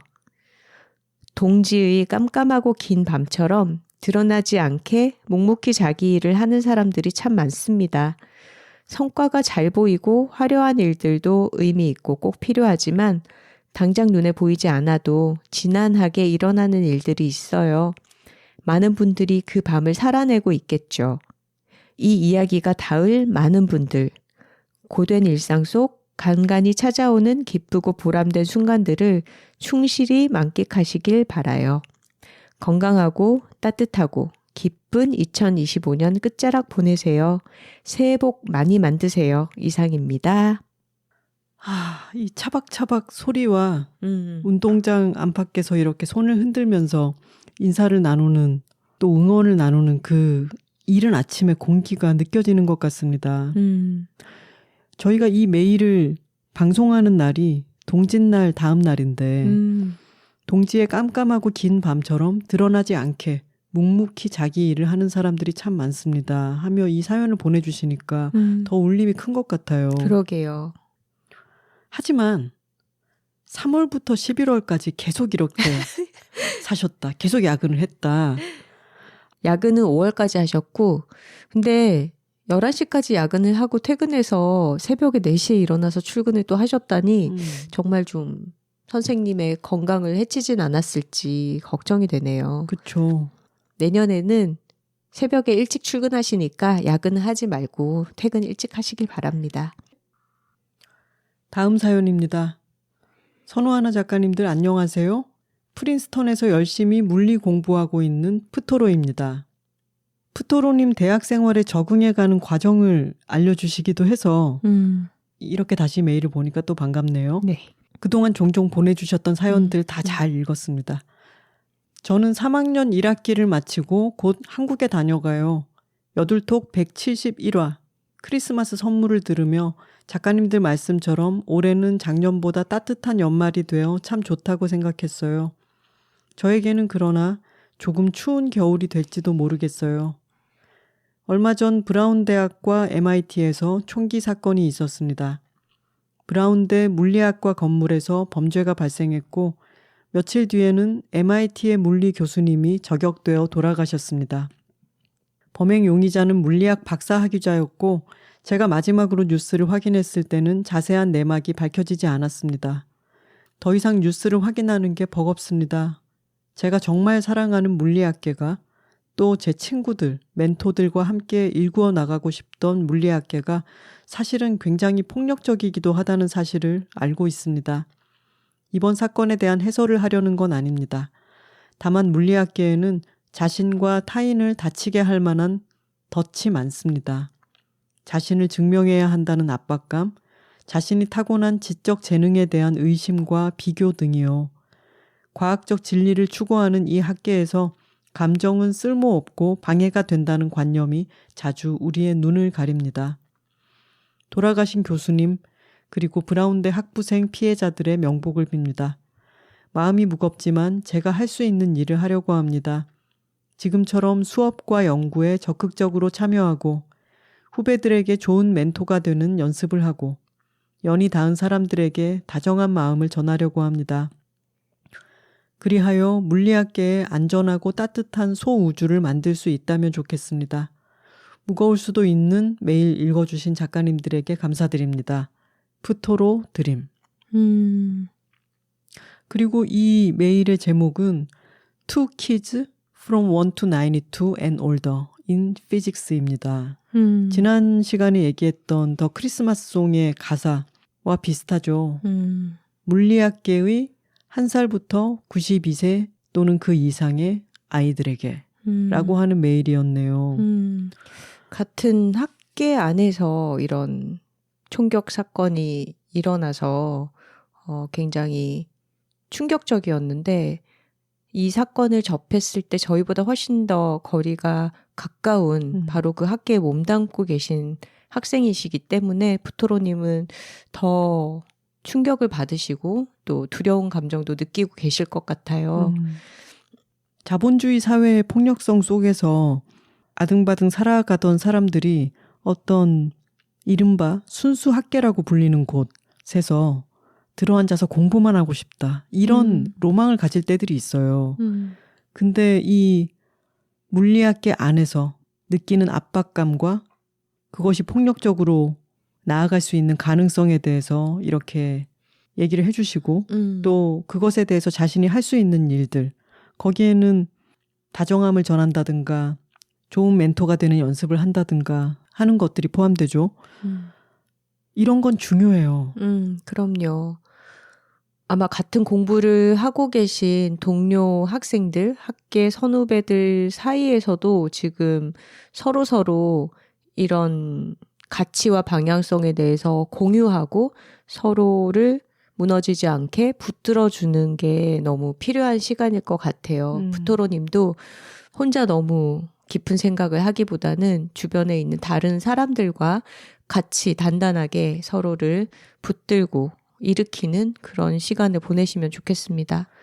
저희가 이번에 수많은 메일을 받았고 그중에 몇몇을 골라서 방송에서 이야기를 했는데 꼭 그러려고 했던 것은 아닌데 죽음에 대한 이야기가 많았고 또 서로 간의 작은 도움 같은 것, 차박차박 소리라든가 또는 여들톡을 들으면서 지나왔던 시간이라든가 또는 버스 방향을 거칠게 알려주셨던 아저씨가 보여준 친절함 이런 것들이 큰 사건을 맞닥뜨리는 우리에게 또 참 얼마나 중요한 작은 그물망들인가 라는 생각을 하게 합니다. 인간은 작고 약하기 때문에 누가 됐든 서로가 있어야 돼요. 그게 가깝든 멀든. 메일 보내주셔서 감사합니다. 최근에 요아킴 트리에 감독이 이런 말을 했다는 거를 봤어요. 다정함은 새로운 저항의 방식이다. 아마 내년에도 우리에게는 예측하지 못한 다양한 힘든 일들이 발생을 할 거고 지금 모두가 내년의 행복을 기원하고 잘 되기를 서로 빌어주지만 분명히 그렇지 못한 순간들이 발생할 텐데 특히나 우리가 개인적으로 겪게 되는 그런 어떤 좌절이나 슬픔이나 불행이 아니라 어떤 이 거대한 세상의 너무 냉정한 흐름 내지는 폭력성 이런 것에 지치고 힘든 순간이 많을 거잖아요. 그때 이런 말을 기억해봤으면 좋겠습니다. 그리고 1년이 지난 요즘 계속 어떤 기념일들이 생기죠. 지난 시간에 메일을 통해서 이야기했던 남태령 대첩이 지금 무렵이잖아요. 그리고 우리가 작년에 1년 전에 겪었던 수많은 사건의 고비들이 기념일이 되어서 계속 다가옵니다. 근데 우리나라는 국민들이 그걸 겪었죠. 커다란 사건. 그러니까 대통령이 장갑차와 군인들을 동원해서 내란을 일으키고 국민에게 극도의 불안감을 주었을 때 국민들이 너무너무 어두운 밤에 서로의 핫팩을 건네면서 그걸 버텨서 그 권력의 횡포를 막아냈잖아요. 우리는 그 핫팩과 커피차의 온기를 계속 기억을 해야 됩니다. 자, 마지막 메일 읽어보겠습니다. 올해의 문장이라는 제목입니다. 언니들 안녕하세요. 오랜만에 메일을 보냅니다. 먼저 늘 고맙다는 인사부터 전해요. 올해도 여둘톡을 들으며 힘들고 지치는 순간들을 잘 흘려보냈어요. 고맙습니다. 저는 지난 회에서 올해의 땡땡이라는 말을 듣자마자 이 문장이 떠올랐어요. 6살 조카가 올해 자주 한 말인데요. 지나간 일은 빠이빠이 하는 거야. 입니다. 후회되는 일, 속상한 일이 생각날 때마다 마음속으로 이 말을 되새기곤 해요. 조카는 그건 작년 일이야. 작년 일은 끝나서 말할 필요 없어. 조카는 보통 오래전을 작년이라고 표현합니다. 그 일은 빠이빠이 하고 끝냈어. 이런 식으로 조금씩 변주해서 사용한답니다. 자신이 잘못했던 일이 언급될 때 자주 사용하고요.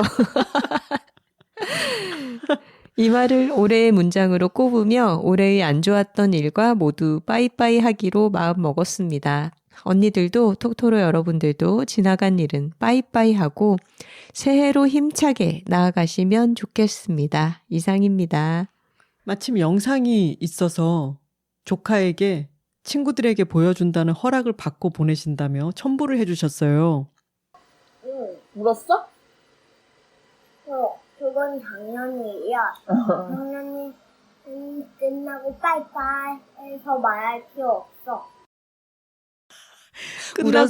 울었어 하니까 그건 작년 일이야. 작년 일은 끝나고 빠이빠이 해서 말할 필요 없어. 쏘쿨인데요? 야, 아니 너무 귀여운데 인생의 지혜를 알고 있네. 아, 그러니까요. 그래, 내가 그때 서러워서 울었지만 그건 작년 일이고 빠이빠이 했다.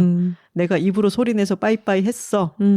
자, 톡토로 여러분들 올해 여러 가지 후회와 아쉬움과 스스로의 잘못이 있었겠지만 빠이빠이 합시다. 댓글 소개 시간입니다. 사연과 광고 문의는 W2Talking, W 숫자 2, TALKING, gmail.com으로 보내주세요. 지난 171화는 서사음이 드리는 크리스마스 선물이었습니다. 연주 즐겁게 잘 들으셨죠? 숨토로님의 댓글입니다. 하나 작가님 생일 축하합니다. 고맙습니다.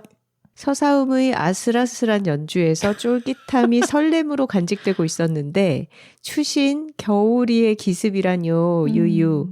비 오는 날 버스로 퇴근하면서 울컥해버리고 맙니다. 반려견 겨울이를 떠나보내신 사연이었죠. 란토로님도 겨울이 이야기를 들으면서 참 많이 울었네요. 반려견 2마리와 살면서 이전에는 몰랐던 것들을 참 많이 알게 되는데요. 무엇보다 사랑이라는 추상적인 개념의 실체를 어쩌면 개를 통해서 배울 수 있는 것이 아닐까 생각하며 지내고 있습니다. 한결같이 반가워하고 언제나 곁에 있고자 하는 것. 그것이 어쩌면 사랑한다는 언어적 표현보다 더 강력한 힘을 가진 개의 사랑이 아닐까 하고 말이에요. 저희 집 둘째 강아지 이름이 견우인데요. 견우의 첫 번째 이름이 겨울이었어요. 온몸이 새하얀 털로 뒤덮인 모습을 보면 자연스레 겨울에 내리는 눈이 떠올라서 붙여주었겠구나 생각했어요. 왼손 토로님과 17년 함께한 겨울이도 우리 집 견우처럼 흰 개이지 않았을까 상상해 보았습니다. 모습이 어떠했든 겨울이와 나누었던 17년간의 사랑이 깊게 남아 왼손 토로님께 계속 온기를 드릴 수 있길 바랍니다. 지난주에 저희에게 편지를 전해주셔서 저희가 읽어드렸던 생강토로님도 댓글을 남겨주셨네요. 안녕하세요. 생강토로입니다. 출근길에 생각지도 못하게 너무나 큰 선물을 받은 기분으로 방송을 들었습니다. 제 편지를 읽어주시리라는 생각은 꿈에도 못했는데 황송합니다. 제 이야기가 다른 분들에게도 힘이 되면 좋겠어요. 아프게 되면서 느낀 것이 우리나라는 건강을 잃으면 전부 잃는다는 인식이 너무나 강하더라고요. 건강을 잃더라도 생은 계속되는데 말이에요. 우리 모두가 무언가 잃더라도 없더라도 전부를 잃는 것이 아닌 세상에서 살면 좋겠습니다. 퍼즐 조각이 어느 부분 오목하면 볼록한 피스를 맞추면 되듯 서로 맞추어 나가며 살 수 있으면 좋겠어요. 오늘도 큰 위로 감사합니다. 사실 북토크 가던 날 작가님들 처음으로 뵐 생각에 설레서 사인 받으려고 작가님들 책 중 가장 좋아하는 책 2권 챙겨서 야무지게 백팩까지 메고 갔는데요. 세상에 나 너무 떨려서 눈도 못 마주치겠는 거 있죠? 북토크 끝나고 작가님들 계신 곳까지 걸어가는 것만으로도 심장이 터지는 줄 알았어요. 무슨 정신의 편지를 드리고 왔는지도 기억이 나지 않아요. 전에 다른 톡토로님도 이런 사연을 보내셨던 것 같은데 저도 그럴 줄이야.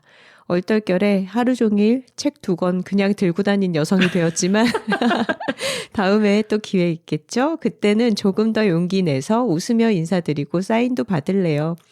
캐롤이라고는 머라이어 캐리 언니 노래밖에 모르던 제가 작가님들 덕에 좋은 노래 많이 알아갑니다. 하나 작가님 생일 축하드리고요. 작가님들 모든 톡토로들 행복하고 포근한 연말 보내시길 바랍니다. 사랑합니다. 아유, 감사합니다. 저희를 보면 생각보다 너무 떨린다라든가 나도 모르게 눈물이 났다 이런 말씀들을 해주시는데 그게 저희가 뭔가 특별해서라기보다 여둘톡을 들어왔던 그 본인의 시간들이 많이 쌓여 있기 때문에 그런 게 몰려오면서 약간 북받치실 때가 있는 것 같아요. 그러게요.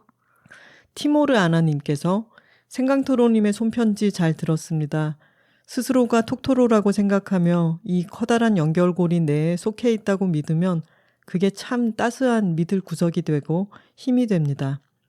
올여름 제주도에 밥 짓는 시간을 찾아간 적이 있어요. 거기서 톡토로인 사장님과 저 외에 톡토로이신 손님을 뵙고 인사했습니다. 우리는 초면이었고 그냥 눈을 마주 보았을 뿐인데 마치 아주 오랜만에 만난 반가운 사람처럼 애틋하고 벅찼습니다. 이 세상 어딘가에 살고 계신 톡토로님들, 당신들은 존재만으로 소중합니다. 아유, 너무 좋네요. 프랭크님께서 저희가 연주했던 171화 크리스마스 선물 편의 캐롤 세 곡이 언제 나오는지 스탬프도 찍어주셨어요. 일단 첫 곡, 크리스마스 같아 보이기 시작하네. 이 곡은 시작할 때 나왔죠.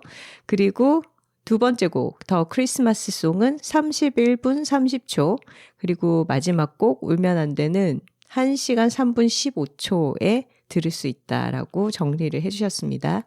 크리스마스가 올 때까지 타임스탬프 맞춰서 몇 번 더 들어주세요. 개둘토로님께서 이게 되네? 너무 웃겨요. 크크크. 저는 들으면서 될 놈 될이 떠올랐습니다. 되는 건 다 언니들이 될 분들이어서 되는 것 같아요. 언니들과 톡토로 분들 2026년에도 모든 게 다 되는 한 해 되시길 응원합니다. 저는 올해의 성취로 이동봉사를 꼽아봅니다. 운전을 하게 되면 꼭 유기견 이동봉사를 해보고 싶었는데 운전이 익숙해진 올해 초 수원의 임시보호처에서 서울의 한 연계병원까지 수술 치료를 위해 이동봉사 목표를 해냈어요. 올해 한 번밖에 못한 건 아쉽지만 너무 뿌듯해서 기억에 남습니다. 언니들의 올해의 성취는 무엇인지도 궁금해요. 톡토로 분들의 다양한 올해의 땡땡을 들으며 저도 같이 고민해 볼 생각에 다음 주가 기대됩니다 하셨네요. 하나 씨는 올해의 성취 뭔가요? 팀판이죠. 선우 씨는요? 저는 창단 연주회 무대에 선 것도 성취이고 무엇보다 여둘톡 꾸준하게 매주 잘 해온 거? 네. 그것을 가장 큰 성취로 뽑고 싶네요. 맞아요. 선우 씨의 가장 큰 성취는 제가 보기에는 어엿한 음악인이 된 것. 야, 그전엔 어엿하지 않았어? 조금 덜 어엿했는데 퍼스트 플룻이 되면서 아주 또 연주회도 성공적으로 치르고 다양한 분들이랑 사진 찍는 매너를 보니까 어엿하기 그지없더라고요. 아우, 감사합니다. 그리고 여들톡 꾸준히 한 것과 우리 고양이들을 꾸준히 돌본 것, 그게 저희의 성취죠. 네. 윈토로님의 댓글입니다. 올 한 해 여들톡을 12,945분 동안 들은 스포티파이 상위 0.5% 리스너입니다. 와. 스포티파이 프로모션 영상 연말 깜짝 선물 같아서 너무 좋았어요. 뭔가 상 받은 것 같고 뿌듯했습니다. 사실 올 한 해 회사 일은 맘처럼 쉽지 않고 딱히 이룬 게 없는 것 같은데 벌써 12월이라 조금 우울한 시간을 보내고 있었어요. 특히 뭔가를 열정적으로 좋아해 본 지가 너무 오래라 그런 순수한 덕질은 어린 시절 그 나이 때만 가능했나 보다 하고 생각하고 있었는데 그런 멜랑콜리한 생각이 무색하게 저 여둘톡 덕질하고 있었더라고요. 그것도 되게 열심히 스포티파이가 상위 0.001%까지 보여준다던데 진짜예요? 오. 내년에도 열심히 청취 달려보겠습니다.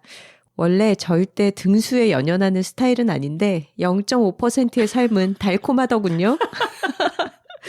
올 한 해 함께해 주셔서 감사합니다. 작가님들도 톡토로분들도 따뜻한 연말 보내시길 바랄게요. 사랑합니다.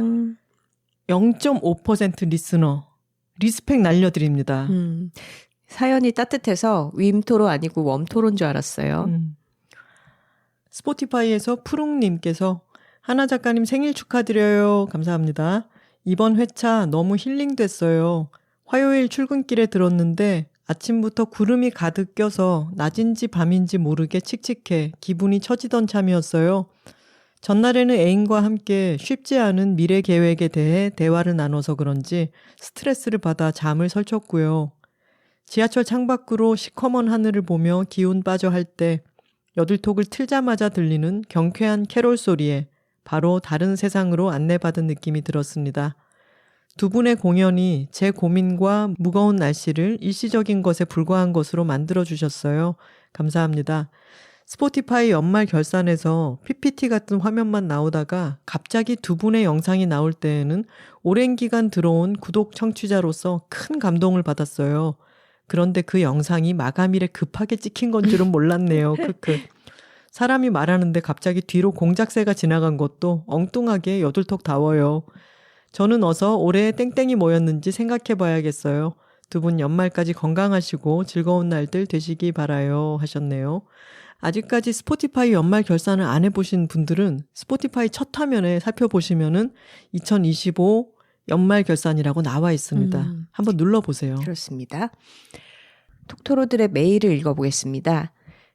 지난 8월 옥선에게 물어봐 편에 사연을 보냈던 애기아빠 톡토로 분께서 메일을 주셨습니다. 안녕하세요. 선우하나 작가님. 옥선에게 물어봐 편에 사연 보냈던 남토로입니다. 그때 2달 뒤에 아기가 태어날 예정이라고 썼었죠. 지난 10월 말에 아기가 무사히 잘 태어났습니다. 무려 4.02kg으로요. 완전 튼튼한 우량하네요. 축하드립니다. 축하드립니다. 그때 이 남토로님께서 이제 아기가 곧 태어날 건데 세상이 험해서 걱정이다. 아이를 어떻게 키워야 할지 좀 걱정스럽다. 두렵다. 이런 내용을 보내주셨죠. 그리고 딸을 어떻게 키워야 될지에 대한 걱정에 대해서도 맞아요. 말씀해 주셨죠.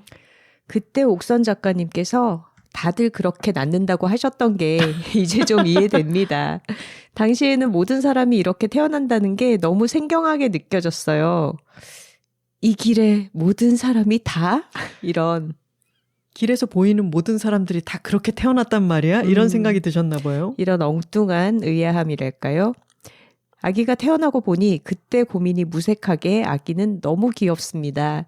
실제로 워낙 정신이 없어 임신 기간이 까마득하기도 하고요. 가슴에 폭 안겨 자고 있는 걸 보면 절로 웃음이 나기도 합니다. 하지만 이 메일을 쓰는 이유는 따로 있습니다. 배수의 진을 치기 위함입니다. 평소 운전하면서 주로 여들톡을 들었는데 휴직을 하면서 진도를 따라가기가 쉽지 않습니다.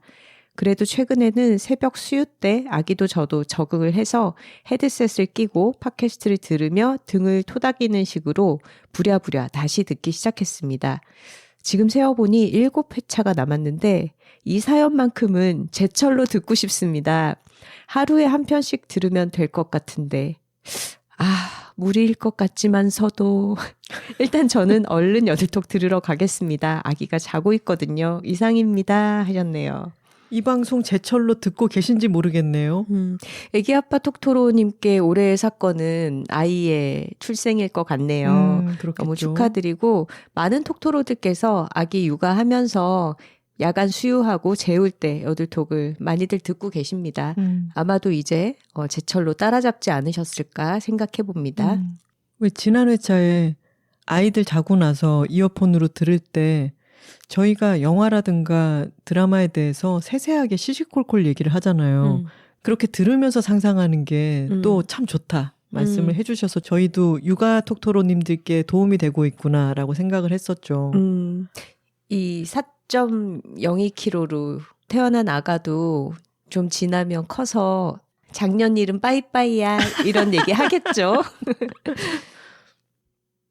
아까 상위 0.5% 청취자라고 하셨던 그분은 윈토로님이셨군요. 또 다른 상위 0.5% 청취자께서 감사 편지를 보내주셨습니다. 안녕하세요. 호주에 사는 시토로라고 합니다. 디귿 받침이에요. 8톡을 듣기 시작한 지 딱 1주년이 되었습니다. 작년 이맘때 자고 있는 사이에 일어난 계엄 선포와 해제, 멀리서 지켜볼 수밖에 없었던 탄핵 집회와 가결까지 이 혼란스러운 시간을 차분하게 잘 정리해 줄 수 있는 컨텐츠를 찾고 있었습니다. 그때 막연한 마음으로 스포티파이에서 탄핵을 검색했을 때 가장 위에 나오던 에피소드가 탄핵과 정신건강이었습니다. 예전부터 톡토로인 지인이 톡권을 해줬던 게 생각나 재생을 했고 제 톡토로 라이프는 거기서부터 시작됐습니다. 8톡을 가장 드라마틱할 때 시작하셨군요. 그러게요. 그날 언니들이 해주는 현대사 이야기를 들으며 출근길 하버브리지를 건너던 순간이 아직도 기억이 납니다. 언니들의 차분한 목소리에 마음도 진정이 되어 운전에도 집중이 잘 되었습니다. 언니들이 해주는 이야기들은 통쾌하기까지 했습니다. 이후 8톡은 도로에서 소위 센 아티스트들과 채널링하기 위해 들었던 닥터들의 에미넴, 스눕독을 대체하기 시작했습니다. 그 1년의 시간들이 모이니 저는 스포티파이 상위 0.5% 청취자가 되어 있었습니다. 12,000분의 시간 동안 사고를 2번 겪었고 번아웃도 크게 와서 잠시 휴직도 한 다사다난한 시간을 보냈습니다. 하지만 그동안 8톡에서 배운 삶의 지혜 덕분에 인간으로서 크게 성장한 기회가 되기도 했습니다. 그래서 이 시간을 함께 해준 언니들과 톡토로 여러분들께 감사함을 느낀 몇 가지 일을 나누고자 메일을 쓰기로 마음먹었습니다. 첫째, 교통사고에 대처하는 법을 알려주셔서 감사합니다. 구체적으로 말하자면 당황한 나머지 제 과실이 아닌 일에 섣불리 사과해버리지 않도록 해주셔서 감사합니다. 상대 차량이 저에게 부딪힌 그 순간에 8톡에서 언니들이 말한 것을 실행할 때가 왔구나 생각했습니다. 먼저 이성을 잃지 않도록 했고 사진을 구석구석 찍었고 연락처, 운전면허 정보 교환까지 착착 해냈습니다. 사과는 하지 않았습니다. 제 과실이 아니라는 걸 저도 알고 있었거든요. 나 이거 새 차인데 어떡해? 라는 상대 운전자에겐 내 차도 새 거예요. 무엇보다 아무도 다치지 않아 다행이에요. 조심히 들어가고 각자 보험사에게 연락해 그들이 알아서 해결하도록 합시다. 라고 말하고 현장을 떠났습니다. 상대방 보험사가 저에게 전화를 걸어 상대차 운전자가 한 사고 상황 진술에 동의하냐 물어봤을 땐 진술 내용을 이메일로 보내라. 읽어보고 동의 여부를 알려주겠다라고 침착하게 통화를 마무리했습니다. 그들에게서 이메일은 결국 오지 않았습니다. 첫 사고라 너무 놀라 온몸이 긴장되고 손도 덜덜 떨리고 화도 났습니다. 그렇지만 이성을 잃지 않고 해결할 수 있었던 건 언니들이 미리 나누어 준 이야기로 준비를 할 수 있었고 차분하고 논리 정연한 팟캐스트를 듣다 보니 제 마음도 단단해진 덕이라고 생각합니다. 참, 사고는 제 과실은 없다는 판단하에 잘 마무리되었답니다. 두 번째, 정의롭지 못한 일에 대해 목소리를 내어주셔서 감사합니다. 그리고 톡토로 여러분들의 이야기를 나누어 주셔서 감사합니다. 두 번째 차 사고 이후 회사로부터 부당한 대우를 받았습니다. 집 주변에 주차되어 있던 회사 소유 차에 누군가가 손상을 입히고 달아난 뺑소니 사건이었고 흠집을 주말에 우연히 발견해 레포트를 했는데 업무 시간이 아닌 주말에 발견했다는 이유만으로 주말에 발생한 손상이라는 가정하에 저에게 책임을 전가하려고 했습니다. 회사와 이메일로 싸우는 일은 고역이었습니다. 제 일도 제대로 하지 못했고 매일 차 안에서 울었고 정신적으로 너무 지쳐 그냥 굴복해야겠다는 생각도 잠깐 들었습니다. 하지만 맞서 싸워야겠다는 마음이 더 컸습니다. 전례를 만들고 싶지 않았거든요. 저처럼 억울한 피해자는 더 이상 생기면 안 되었고 회사도 직원에게 함부로 대하는 게 아니라고 알려주고 싶었습니다. 지독하게 싸우며 인생 첫 번아웃이 왔습니다. 결국 3주간 병가를 내고 회복의 시간을 거쳐야 했지만 결국엔 회사가 꼬리를 내리게 했습니다. 저는 이를 여둘톡의 공으로도 돌리고 싶습니다. 각자의 자리에서 자신의 목소리를 당당하게 내고 아닌 일은 아니라고도 말하는 톡토로들의 이야기를 계속 발신해 주신 덕에 저도 용기를 낼 수 있었다고 생각합니다. 2025년이 뱀띠 해라는데 뱀띠인 저는 매우 지쳤습니다. 하지만 이 모든 일을 겪고 나니 저는 그 어느 때보다 강해져 있음을 느낍니다. 이젠 대체 내가 앞으로 얼마나 더 잘 되려고 이런 시련을 겪은 걸까 생각하지 할 정도의 레벨이 되었습니다. 2026년엔 어떤 모험들이 기다리고 있을지 모르겠지만 매주 여둘톡을 들으며 어떤 문제든 묵묵히 헤쳐나갈 수 있을 거라고 생각합니다. 두 언니들 그리고 톡토로 여러분 2025년 감사했습니다. 한 해 동안 수고 많으셨어요. 그리고 저를 아는 톡토로들 이 힘든 시간 함께 해줘서 고맙고 2026년에도 같이 서핑하고 밥해 먹고 희노애락 나누며 서로에게 힘이 되어줍시다. 감사합니다. 시토로 드림. 아주 씩씩한 메일을 보내주셨네요. 네, 저도 뱀띠인데 뱀띠는 강합니다. 시토로님. 2026년에도 다른 시련과 고난을 겪더라도 더 강해질 수 있을 것입니다. 여둘톡을 열심히 들은 분들이라면 2026년이 무슨 해인지 잘 아시겠죠. 저스트 메이크업 회차를 들으셨다면 그쵸? 모를 수가 없죠. 붉은 말의 해입니다. 저 오늘 개 탔어요 라는 제목의 메일이 와 있네요. 안녕하세요 언니들, 오랜만에 인사드려요. 승리 작가님 나오셨을 때 소한의원에서 여둘톡을 강톡건 당했던 사연 보냈던 상토로입니다. 오늘 김하나 작가님을 동네 도서관에서 우연히 뵈었어요. 아이 영어 학원 보충이 있어서 평소에는 아이 데려다주고 그냥 집으로 오는데 오늘따라 이상하게 도서관에 가고 싶더라고요. 속으로 도서관 가서 아이 수업 끝날 때까지 김하나 작가님의 말하기를 말하기나 다시 한번 읽어야겠다. 이거 진짜예요? 너무 설정 같지 않나?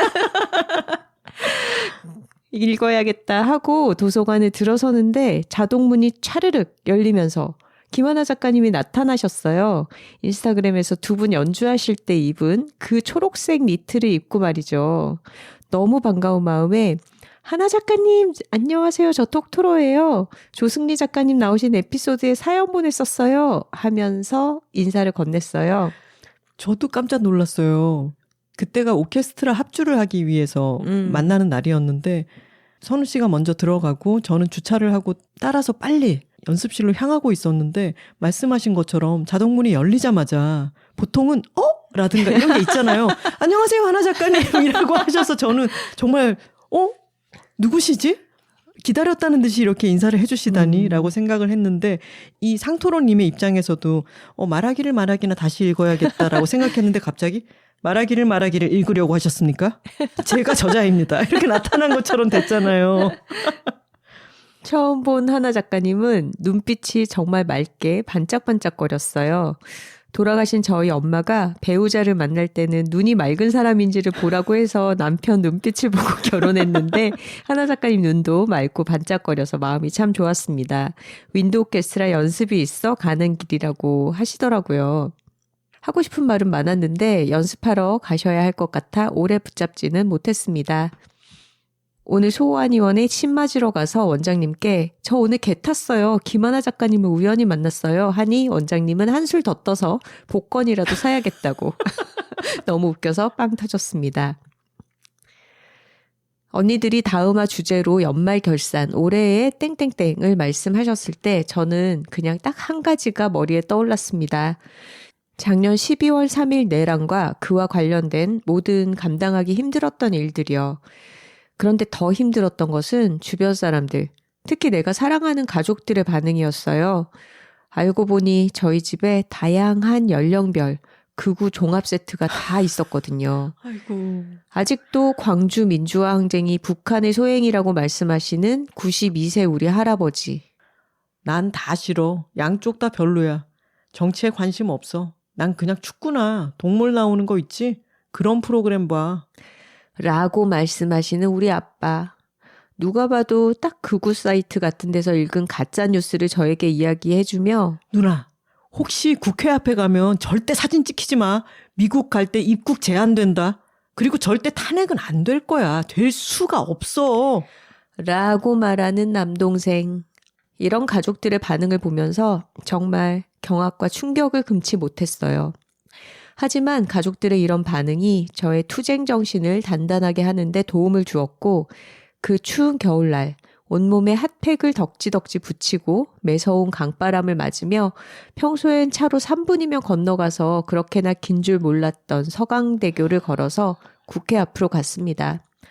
그곳에서 윤석열 탄핵을 외치고 있는 사람들과 함께 했을 때 그리고 여둘톡에서 내란과 관련된 이슈를 다루며 언니들의 이야기를 들었을 때 정말이지 가족들보다 더 의지할 수 있는 사람들이 여기 있었네? 그래 아직은 희망이 있다 하며 마음을 다잡고 다시 일어설 수 있게 되었어요.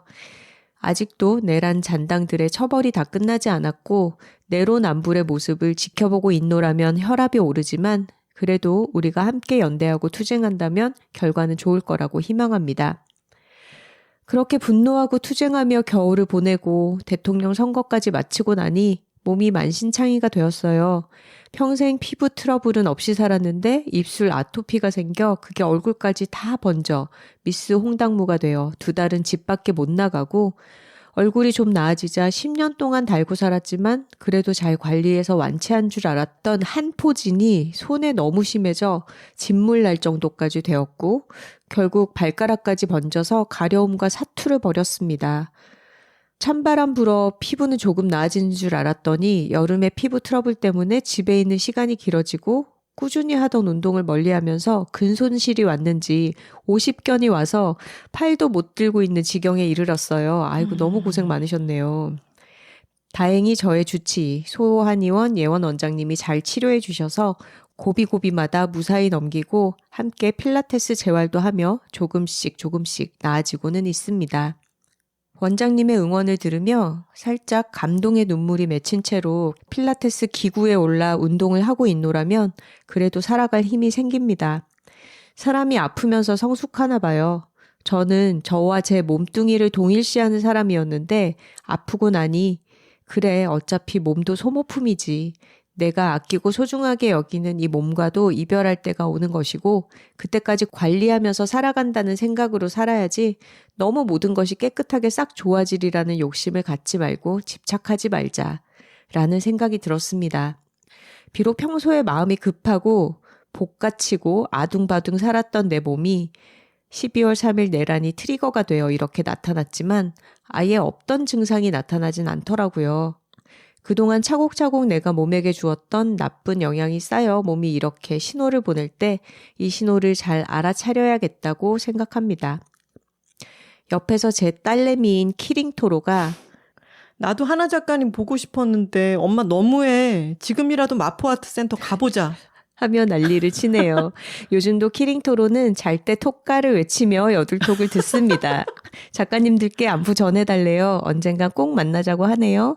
오늘 뜻밖의 깜짝 선물로 하나 작가님 만난 것 진심으로 행복합니다. 두 분 건강하세요. 이상입니다. 하셨네요. 아, 상토로님. 저랑 마주쳤을 때도 기다렸다는 듯이 말씀을 하신 것처럼 오늘 마주쳤어요 라고 하는 메일을 쓰는 김에 너무 좋은 메일을 또 써주시지 않았나요? 그러게요. 저희가 요즘 연말 송년회 모임이 있어서 오랜만에 친구들, 선후배들 만나보면 상토로님이 겪으신 경험과 비슷한 얘기를 하는 경우가 많이 있어요. 맞아요. 가족들과 어떤 정치적인 견해 차이로 작년 이후 많이 힘들어졌다. 이런 얘기들 하는데 또 우리가 코로나 시절에 기억이 듬성듬성하고 잘 없고 그런 것처럼 작년 연말부터 올해 상반기까지가 너무 훅 지나가 버렸잖아요. 뭘 했는지도 모르게. 맞아요. 국민 소송을 해야 됩니다. 시간이 그렇게 훅 지나가기도 했고 상토로님처럼 여러 가지로 스트레스로 인해서 몸과 마음에 아픈 곳들이 하반기 이후에 더 발현되어서 나오기도 하는데 이 또한 지나가리라 생각하면서 잘 쉬시고 회복하셔서 일상으로 잘 돌아오시면 좋겠습니다. 제가 그날 아침에 우리 합주가 아침 일찍이어서 눈이 뚱뚱 부어 있었는데 아유 톡토로님을 만나게 될 줄은 몰랐네 라고 당황을 했었는데 눈빛이 반짝반짝 했다고 말씀해 주셔서 그렇게 기억해 주셔서 정말 감사합니다. 좋은 걸 좋다고 말하기 여둘톡 172화는 톡토로들과 함께 돌아본 2025년 올해 결산이었습니다. 톡토로 뒤에는 여둘톡이 있고 여둘톡 뒤에는 톡토로가 있습니다. 저희는 다음 주에 새로운 주제로 돌아오겠습니다. 화요일입니다. 감사합니다.